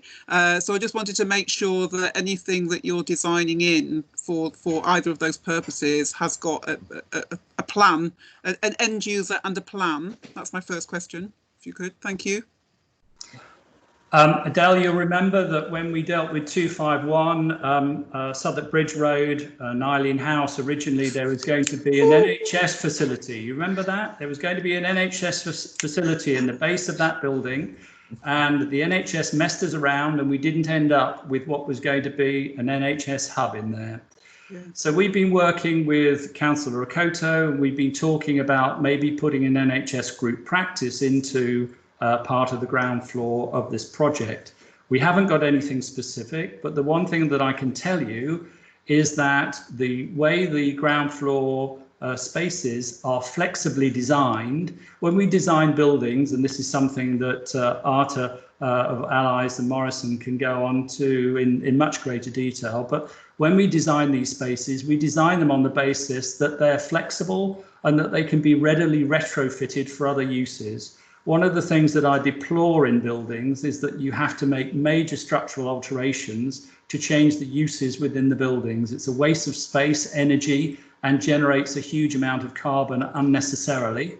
And we believe that the floor plates that we've got designed for these buildings will provide us that flexibility. Thank you. Captain Morris, did you have another question? You're on mute. Yeah, go ahead.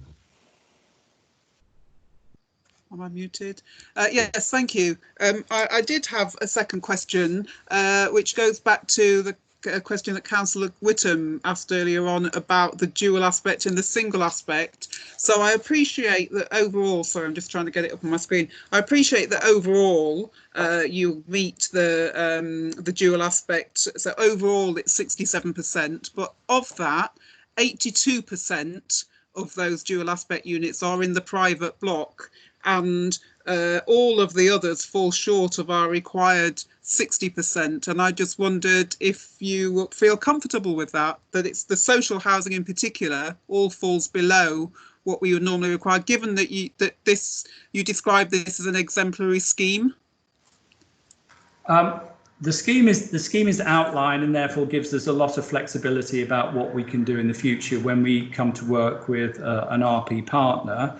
In terms of the actual detailed designs of these buildings, I'm perfectly happy to hand over to Arta, who's the project architect from Allies and Morrison, who can explain about the dual aspect. I think that the way dual aspect is assessed sometimes, and one of the things that came out of Tom's presentation, is that these buildings have been modelled and shaped at the corners, which will give deflected views, which aren't necessarily assessed as dual aspect. So although technically they look in two different directions, they might not be classified as dual aspect. So we try to be creative about that. And obviously we have the ability to change the shapes of the buildings slightly in order to improve the dual visibility, dual aspect visibility during the course of the Reserved Matters application. All righty. Thank you. Thank you. Are there further questions? Just a quick one, please, Chair, if that's possible. Yes. One of the key phases of this scheme in phase 2 is the excavation of the whole basement space. And I just want to know, based on previous experiences, how that will be managed, because and made secure from the point of view that if we have a typical British summer, we might end up with a meanwhile use of a big Lido facility off the Old Kent Road, which, you know, may have some plus points, but may also lead to a lot of antisocial behaviour. So I'm, you know, if that's the phasing and that's the way you want to do it, I'm really conscious of how you're going to manage that, because it's a great big hole for quite some time. It is a great big hole, but we built very deep holes before with the scheme I was talking about with the Del Morris at 251 Southwark Bridge Street. Had a very big hole at the bottom of it. Long Lane, we did many years ago, had a huge basement in it. So this is not an unknown kind of phenomenon that we deal with. We will have a very detailed construction management plan. We've already had discussions with engineers about how this is facilitated, and the object of the exercise and one of the reasons for the phasing of the development is that first we build Devonshire Grove, so we make the road to Devonshire Grove wider and fit for purpose, dual aspect into the opportunity area. And only after we built that road do we actually stop up the road that goes the IWMF limb. Only after we built Devonshire Grove do we stop up that road. And then once we've done that, we can demolish all of the properties, all of the limited buildings on the site, and then excavate, because we'll then know the size of the perimeter of the site that we're working to. But first of all, you have to build the perimeter roads to make sure that they're robust, and then you design your basement box within those given parameters. Thank you. Without loss of amenity space in order to realise those roads and their needs, presumably, as well. If I could just add that it's a really important part of all of this, because by the fact that we're building this basement, it is a very expensive item to do. But what it actually does is it provides so much of the servicing requirements in terms of cycles, heat interchangers, disabled parking, service vans, storage, all of those things down below, which a number of the schemes that have come before your committee basically try and use those at ground floor level. And the problem is, if you do that, you lose all of the surface plane to create these wonderful facilities for both existing and proposed residents, because it's all taken up with service facilities. All right, thank you. Thank you. Are there further questions? Have I missed out anyone? If I may, in that case, I'd ask a question at this point in that case, and just to ensure clarifying a point made by Councillor O'Brien earlier on, and notwithstanding building E, which we recognise is principally a workspace building, and building A, which is primarily market rate buildings, but buildings B, C, and D will have a single entrance regardless of the person's tenure. Is that correct? No, in fact, all three buildings have their own discrete entrances. So building B comes off Sylvan Grove. Forgive me, just to clarify. Building C comes off Devonshire Grove. Building D comes off the corner of Devonshire Grove and Chaucer Street. So they have completely separate entrances, completely separate cores. And regardless of the tenure, whether it be affordable or non-affordable, they'll all use the same entrance. That's correct.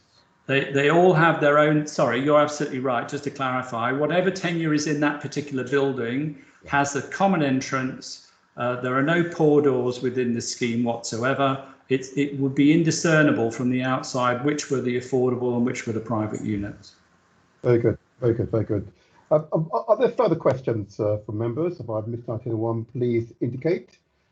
In that case, and thank you very much, Mr. Shaw, for your presentation. Thank you very much. Thank you. I'll now move on, if I may, to is there a supporter in our virtual room who lives within 100 meters of the development site? Is there a supporter? Gerald? Chair, there's actually two supporters who have registered. I understand that they will be splitting the time between them. One is Ms. Janet Mason and Andrew Eek. Okay. And can I can't obviously see them.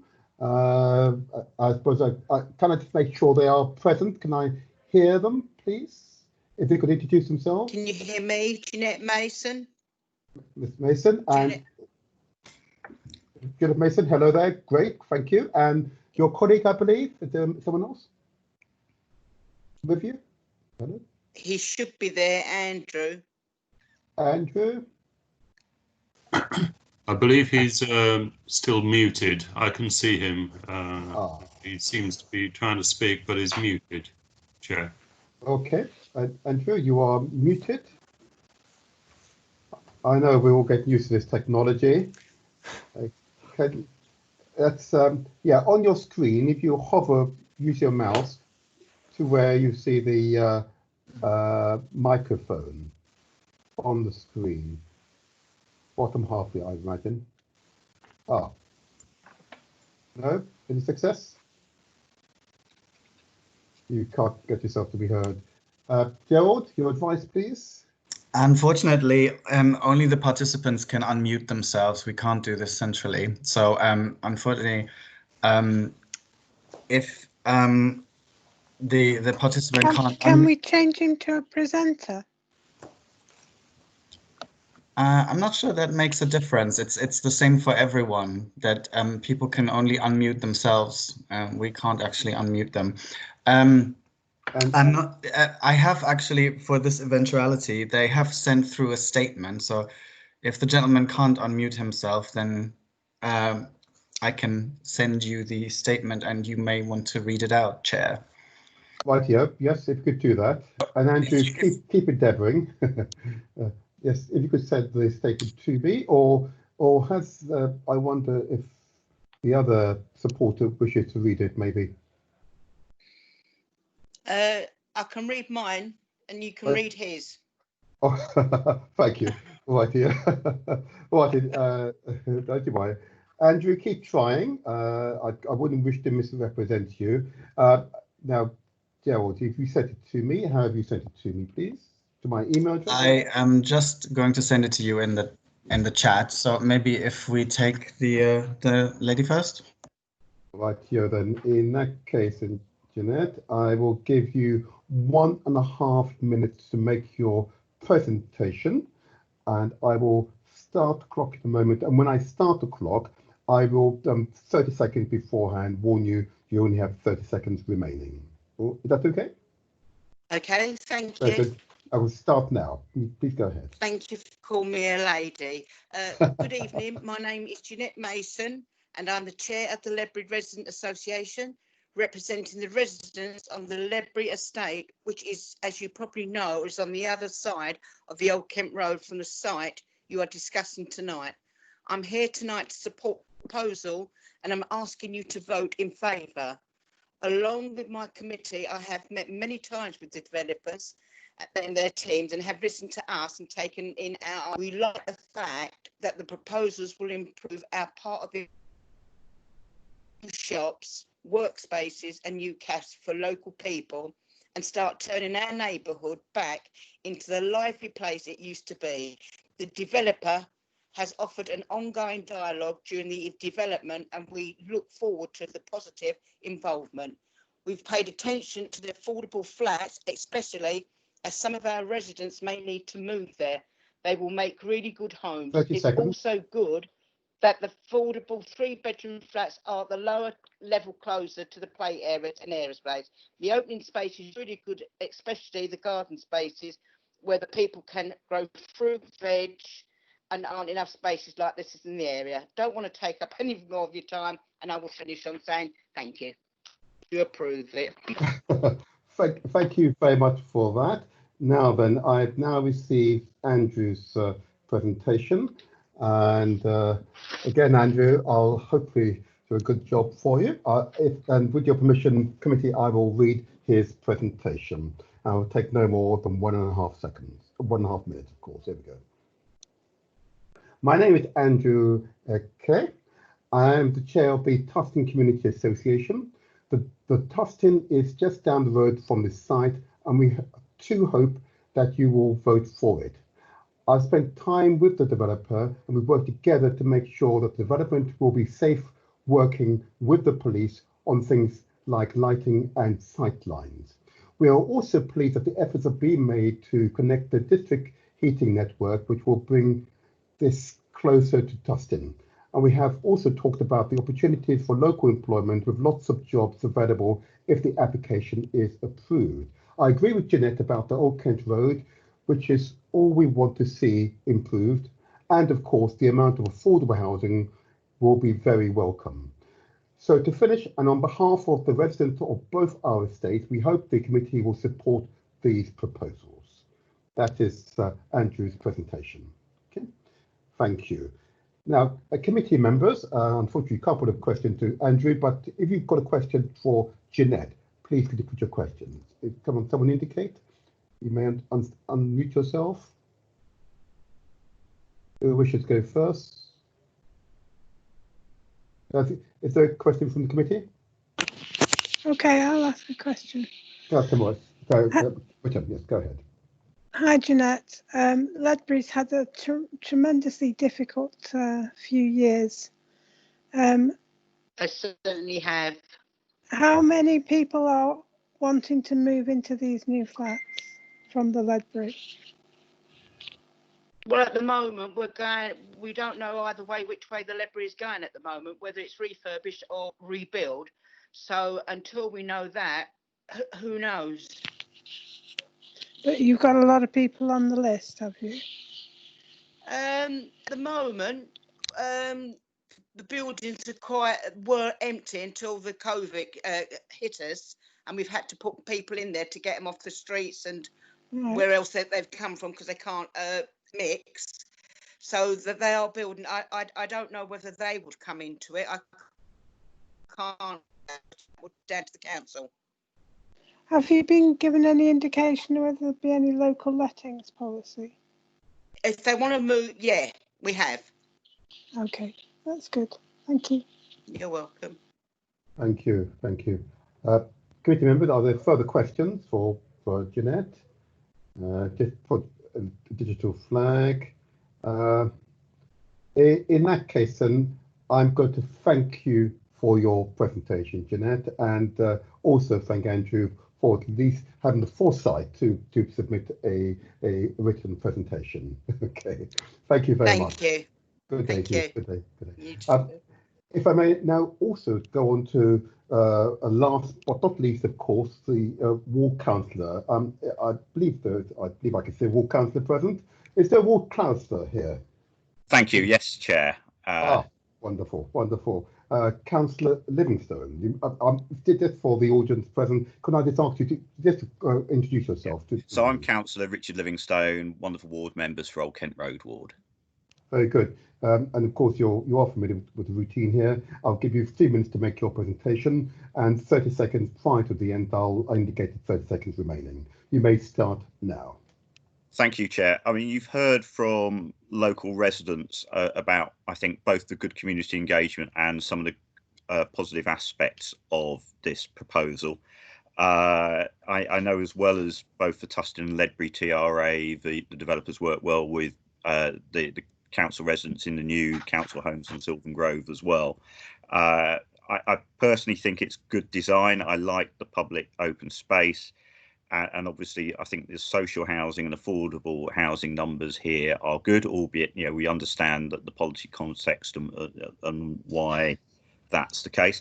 There's a few sort of issues and questions I thought it's probably worth raising in case you want to probe them further.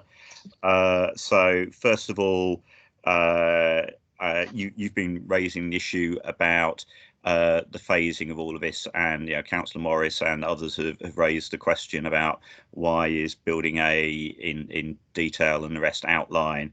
I think I just about understand the developer's reason for that in terms of wanting to work with the RP, but obviously other developers have taken a slightly different approach. So I think I understand it and why it's going forward, but I can also understand the concerns that potentially creates. However, the fact that there is more work to be done on the social housing and affordable housing stages, I hope means that planners can work with the developer on social housing to see whether there could be more larger family units as part of all of this. I note that there are a number of 3 beds, but there's no 4 beds. If there's any way to do that, that might also, of course, address some of the issues about lack of dual aspect building homes, because if you had some larger units, you might have suddenly create some increased proportion of dual aspect homes as part of that. I think obviously it might be a question that the council might have later on about whether they want to be the RP, but it'd be interesting to know whether the developer was open to that as a suggestion, because it would work well with the council homes at Sylvan Grove across the road. to put those together in terms of management. I have no idea whether the finances would work, and that's not to tie the council's hands in any of all of that. And finally, just to note that this is a parking free development, which is welcome, but there's no CPZ in place yet, and obviously hopefully there may need to be some conditions around a CPZ putting in place to make that car free development work. Thank you very much, Councillor Livingstone. Are there questions for Councillor Livingstone, if I may ask? I noticed, Councillor Rose, you've got a digital hand up. Does that mean you want to ask a question? No, it means I forgot to lower it last time. I'm waiting, not drowning. You're all right. Okay. Other colleagues, you have a question for Councillor Livingstone. Councillor Livingstone, I suppose I'll ask the question. This doesn't let you go away without a question or two from us. Obviously, you've worked closely with the TRAs in respect of this development, and I'm grateful for that. And the question of the 4 bedrooms, I had noted that earlier on as well. Have you mentioned this previously to the applicant as an idea? I wonder, because we might ask that question, they're asked to, you see, but have you initiated those discussions? I haven't. I have asked our new homes team whether it might be a conversation they might want to have at some stage, but I've not spoken to the applicant about it. All right. Okay. That's what to encourage 4 bedroom, but it's useful that the applicants are aware that it might come. Anyway, okay. My second question, and you mentioned there isn't unknown participant is now exiting. There isn't a CPZ in this area. I'm assuming that that is a feature within this locality that you'll be pressing for anyway. I would imagine. Would that be correct? That would be correct, and unfortunately, I can see Pip Howson in my screen nodding away as well. So that's the person who may need to do some work on that. Absolutely. And my third question. Sorry, I'm surrounded by noises around me for some reason. Anyway, my third question for you. Bearing in mind that this estate will introduce very tall buildings, quite a 22-tower building. Are you happy that there are tall buildings in this part of your ward? I mean, yes, there are. I think, clearly the height of this building is higher than anything, considerably higher than anything else we've got at the moment, although not as high as some of the other proposals elsewhere nearby in the Old Kent Road. And it was one of the questions that I asked some of the residents at Sylvan Grove when this proposal came forward, because obviously they're very close to this and would be potentially impacted by the height of the tall building. They seemed quite happy with it, though, when I spoke to them. I think largely because they like the idea of the new public open space, particularly the Sylvan Garden on the proposal. It probably is worth, though, just mentioning to committee that, I mean, as has been said in Tom's presentation, that Sylvan Garden is only half being created through this development, and Daisley Business Park development would produce the other half. So, it's creating half of what I think the residents at Sylvan Grove want at the moment, albeit a good starting place for that. Very good. Thank you for your responses. Again, are there further questions from the committee? If not, Councillor Livingstone, thank you very much for your presentation. Thank you very much. Thank you. If I may now move on to committee members, are there any further questions you wish to ask of the contributors thus far to officers? Are there further questions? Yes, who's speaking here? Speak, Councillor Rose, sorry. I can't see you here. Oh, right. Okay. I just wondered if there was any more that officers wanted to add following the applicant's comments that they were having constructive discussions with the RP and Councillor Livingstone's remarks about any flex in improving the quality and size if we have to be capped in this consent in terms of the total amount. I do observe in the report that at the beginning of the report we talk about the fixed number of residential units, and then we also revert round to Well, it says 565, but actually everything's configured on 560 as the total number of residential units. And then we revert back to an overall percentage of habitable rooms as well. And I just wondered if the officers had anything more to add, given what the ward councillor had said and what the applicant had themselves indicated as part of their discussions.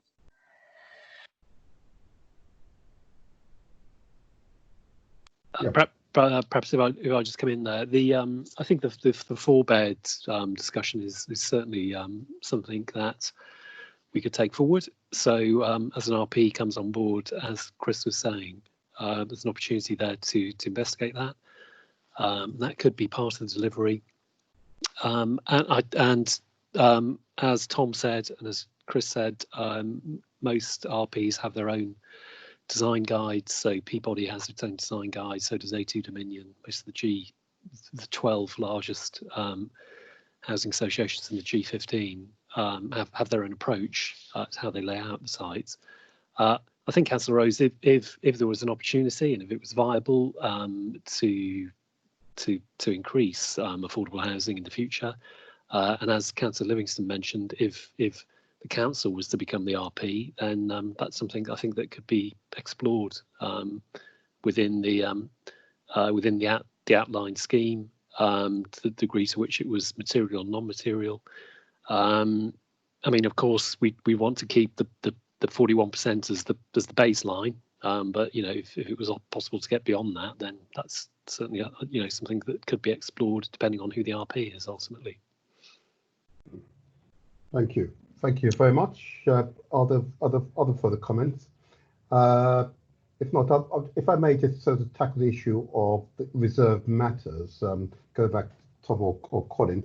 Can I just ask you just for the purpose of record here, just remind us what is being is contained in reserved matters that may or may not, if we so wish, we return to committee. Just for clarity's sake. Thank you, Chair. Yeah. So may I direct you to paragraph 24 of the committee report, if I may. Paragraph 24 sets out the reserve matters, the key headings of each of the things that we would be assessing. And I'll just quickly run down through them. Firstly, there's the access. Now, this is obviously relates specifically to the buildings B, C, and D. So we do actually know a lot of this already, but it's how does that interface with obviously what's potentially approved at the full planning with full planning. Then the appearance. Now, the appearance, we have the design code, which is one of the documents that is before you tonight, and that sets out some of the obviously the key design criteria that the buildings will be designed to, but it sets basically a framework of how we would expect it to be designed. But the reserve matters would confirm that, and it would have to be in accordance with the approved design code. Then the landscaping. Well, actually, that would be the landscaping for the roof terraces, the podium, etc. Because the rest of the landscaping is part of the full application, subject to condition, obviously. Layouts. Now, I think this is probably most pertinent to some of the conversations this evening, because obviously it's the layout of the buildings B that is obviously relates to the number of units, the quality of the internal design, etc. So that would be one of the key aspects for to be considered reserve matters. And then scale. Now, as I noted in my presentation and others have, it's the actual parameter plans for this application are very narrow. We wanted to give members confidence to understand the scale of development that could potentially come forward within the outline, which is why we then were quite particular with the narrowness there. Now, obviously, that parameter plan is what will be approved, and if there's any changes to that, then we'd have to relook at that at another committee or through an amendment, etc. But ultimately, they're the kind of the key 6 sort of headings, matters that would be reserved for later determination. Rightio, I think I'm inclined to suggest to committee that we would want the reserve matters to come back to committee. I'll put that in the resolution later on. But before I do that, I just want to pick up the question of disabled parking that was mentioned earlier on. I'm conscious of purely by experience in my own ward where we've allocated parking and some are for disabled and others, and they eventually are sold for incredibly high prices, remarkable prices in fact. And I wonder here if it's taking account our own policies that a certain number of those parking bays are allocated per building as a proportion. Maybe that's a way to ensure that those who live in building B, C, or D are assured of a space if there's one available. It's from a planning policy point of view or S106 point of view. Maybe Pip wants. Oh, Pip, we've got to respond. Yes, Pip, go ahead. Yes, and I'll come back to you, Councillor Moyes, in a moment. Because the basement will be available to use before even the first occupation, the normal way we put that they cannot be, they are for blue badge only, and we've agreed a percentage of those of the 10% wheelchair units. So we've got a good thing. I don't have any problem, Chair, if you want us to modify that to take into account the spread for buildings. I don't believe that will be complicated to do. I'm not terribly sure that it would necessarily ensure that the last person with a blue badge would be able to get one, but because the first 17 blue badge occupiers may all have vehicles. But I think if we put the principle of fairness, I think what you're asking, I personally would have no problem with if you want us to amend that as part of the conditions. We normally put a condition on about that they can't utilise them for resale if no blue badge is required. But in this instance, what the most important thing is that everybody in each block of the blue badge opportunity gets a fair chance. That's what you want. I think we can make sure that's clear in the post. If we make a note in the minutes that that's what you would require, I'll make sure that that's done, Chair. Okay, so it's informative in that case. Fine. Thank you, and that's duly noted, and thank you for your response to that. Councillor Morris, you may have a point on the same theme.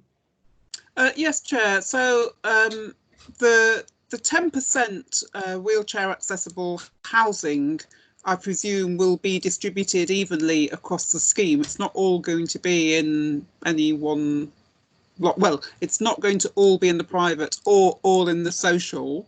Or all in the shared ownership. So I think it would certainly seem logical to have some kind of I mean, could it not be that the parking space goes with the flat, and if you have a wheelchair adopted flat, you get the parking space with the flat, and if they come back, as often happens, and say nobody wanted the wheelchair properties, so they're just going to be standard, then we have something on it that just says it's got to be blue badge in perpetuity anyway, so that they can't, because we don't, I mean, the whole point is we don't want to encourage anybody who doesn't need a car to be using a parking space, whether they can afford to pay for them or Absolutely.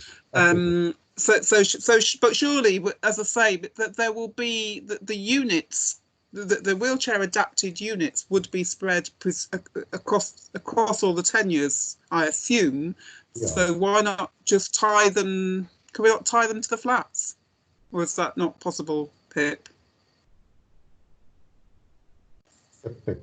Councillor Morris, just to clarify that we do not know who in the disabled units will be a car owner, and that's why we've designed it across all of the applications, that the key thing is that they can never be sold for private things. So I believe that has held us okay so far. So I hope you all trust me that I believe that that's appropriate.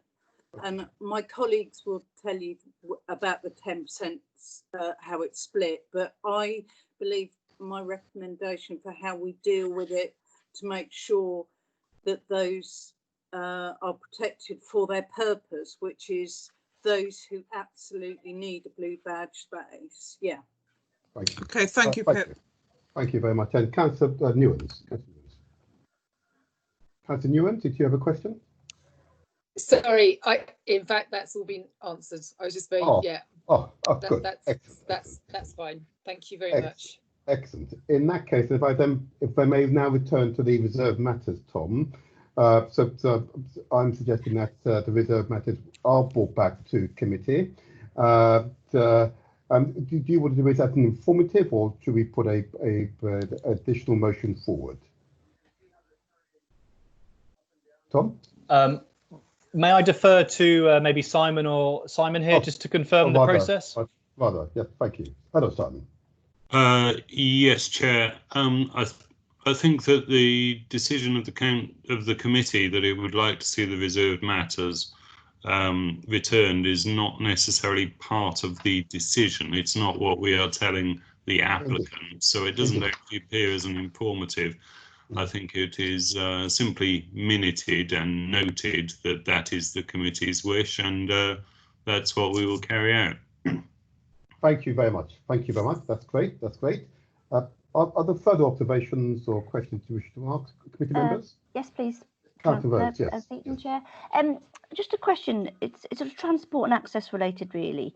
But given that it's directly opposite the proposed new Bakerloo line, if that's confirmed and further work on that establishes a need for access in order to facilitate the construction of the station, what discussions or safeguards can we put, or can we ensure that progress on the scheme that's directly opposite is maintained, or it just lends itself to the issue around the basement, which I think the applicant has responded to quite robustly tonight, but it does beg the question, what safeguards do we have to ensure that if at a point in the future during construction that point is deemed to be of use and value to Transport for London in relation to the tube, or are the timescales completely different?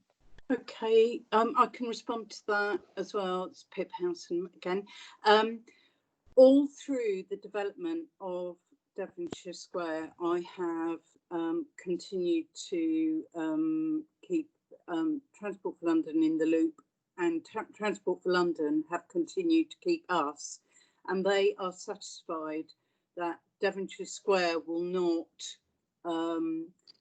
going forward in the manner that it's been proposed, will not impact on the delivery of the proposed station site, which is wholly going to be, the station will be wholly on the Towers R Us site, and they've already indicated that their work site will be on that side of the road. So the tunnelling is, they're happy with the tunnelling, how it's impacted. During the process, a good 2 years ago, we looked at maybe having links under, using an underground link for pedestrians between one, but it was not the preference of Transport for London, who are going to deliver this. They prefer pedestrians, as we do, to be able to move on surface ground, so not shoving them underneath the ground. So the position we're in with this application is that both TfL and ourselves are content that it would not prevent the BLE station from being fully realised. Very good. Thank you very much for your response, Pip. Thank you very much. I'm assuming that there are no further questions, and I'm minded to move forward to a resolution if members are content. I will now go forward with the following resolution. I would like to move that we adopt the office recommendations set out in paragraphs 1 to 4 of the report on page 25 of the agenda pack. That one, that the planning permission be granted for this hybrid planning application, subject to the condition of referral to the Mayor of London and applicant entering into an appropriate legal agreement by no later than the 1st of October, and unless an extension is agreed in writing. That the environmental information be taken into account as required by Regulation 30 of the Town and Planning and Country Planning Act, Environmental Impact Assessment Regulation 2017, very long title, that following issues of the decision, it is to be confirmed that the Director of Planning shall place a statement on the statutory register pursuant to Regulation 30 of the Town and Planning Country Planning Environmental Impact Assessment Regulation, and that for the purpose of Regulations 30 (1)(d), the main reasons and considerations for which the local planning authority decision is based shall be set out in this report. And last, in the event that the requirement of one are not met by 1st of October 2020, that the Director of Planning be authorised to refuse planning permission if appropriate for the reasons set out at paragraph 538 of this report. Okay. Now, does any member of the committee wish to second the? Sorry, Chair, before you go for a second, could I just check with you? So the conditions also include the change condition in the addendum report. Is that correct? There's a change condition. And the informatives about the reserve matters and the accessible parking. Right. If I understood the responses, that they are informative, they're embedded in our minutes, and officers will conduct the negotiation based upon the issues raised in our minutes. I'm right in that, Simon? Simon? Yeah, yes, Chair. It would be going back to the point about the reserved matters. It just needs to be recorded in the minutes that it is the committee's wish that reserved matters will be referred back to the committee. Very good. That's fine. That's fine. Thank you. I'm happy with that.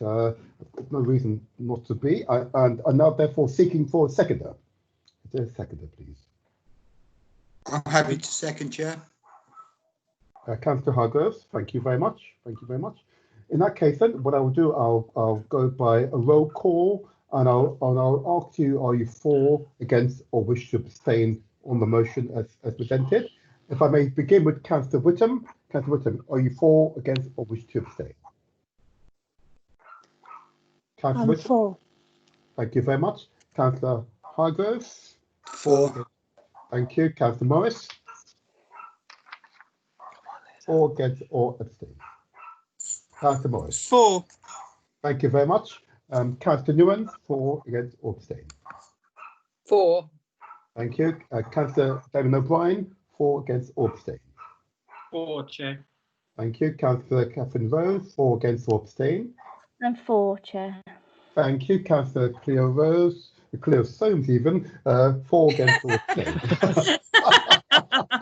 I'm a hybrid now. There you go. It's a wonderful vote. But come on, let's give it. Actually got a lot more exciting, didn't they? For, against, or abstain? Thank you very much. and I can. I'm for, Chair. Thank you. Thank you very much. And I'm also for the motion as proposed. And I can declare that is unanimously passed. Thank you all for your contribution. That motion is now passed. Can I request, and I realise it is quite late, and we have been sitting for a while, a 10-minute comfort break, and we restart at 9:30. Is that all right? Agreed? Is that agreed? Yes, Chair. Agreed, yes, Chair.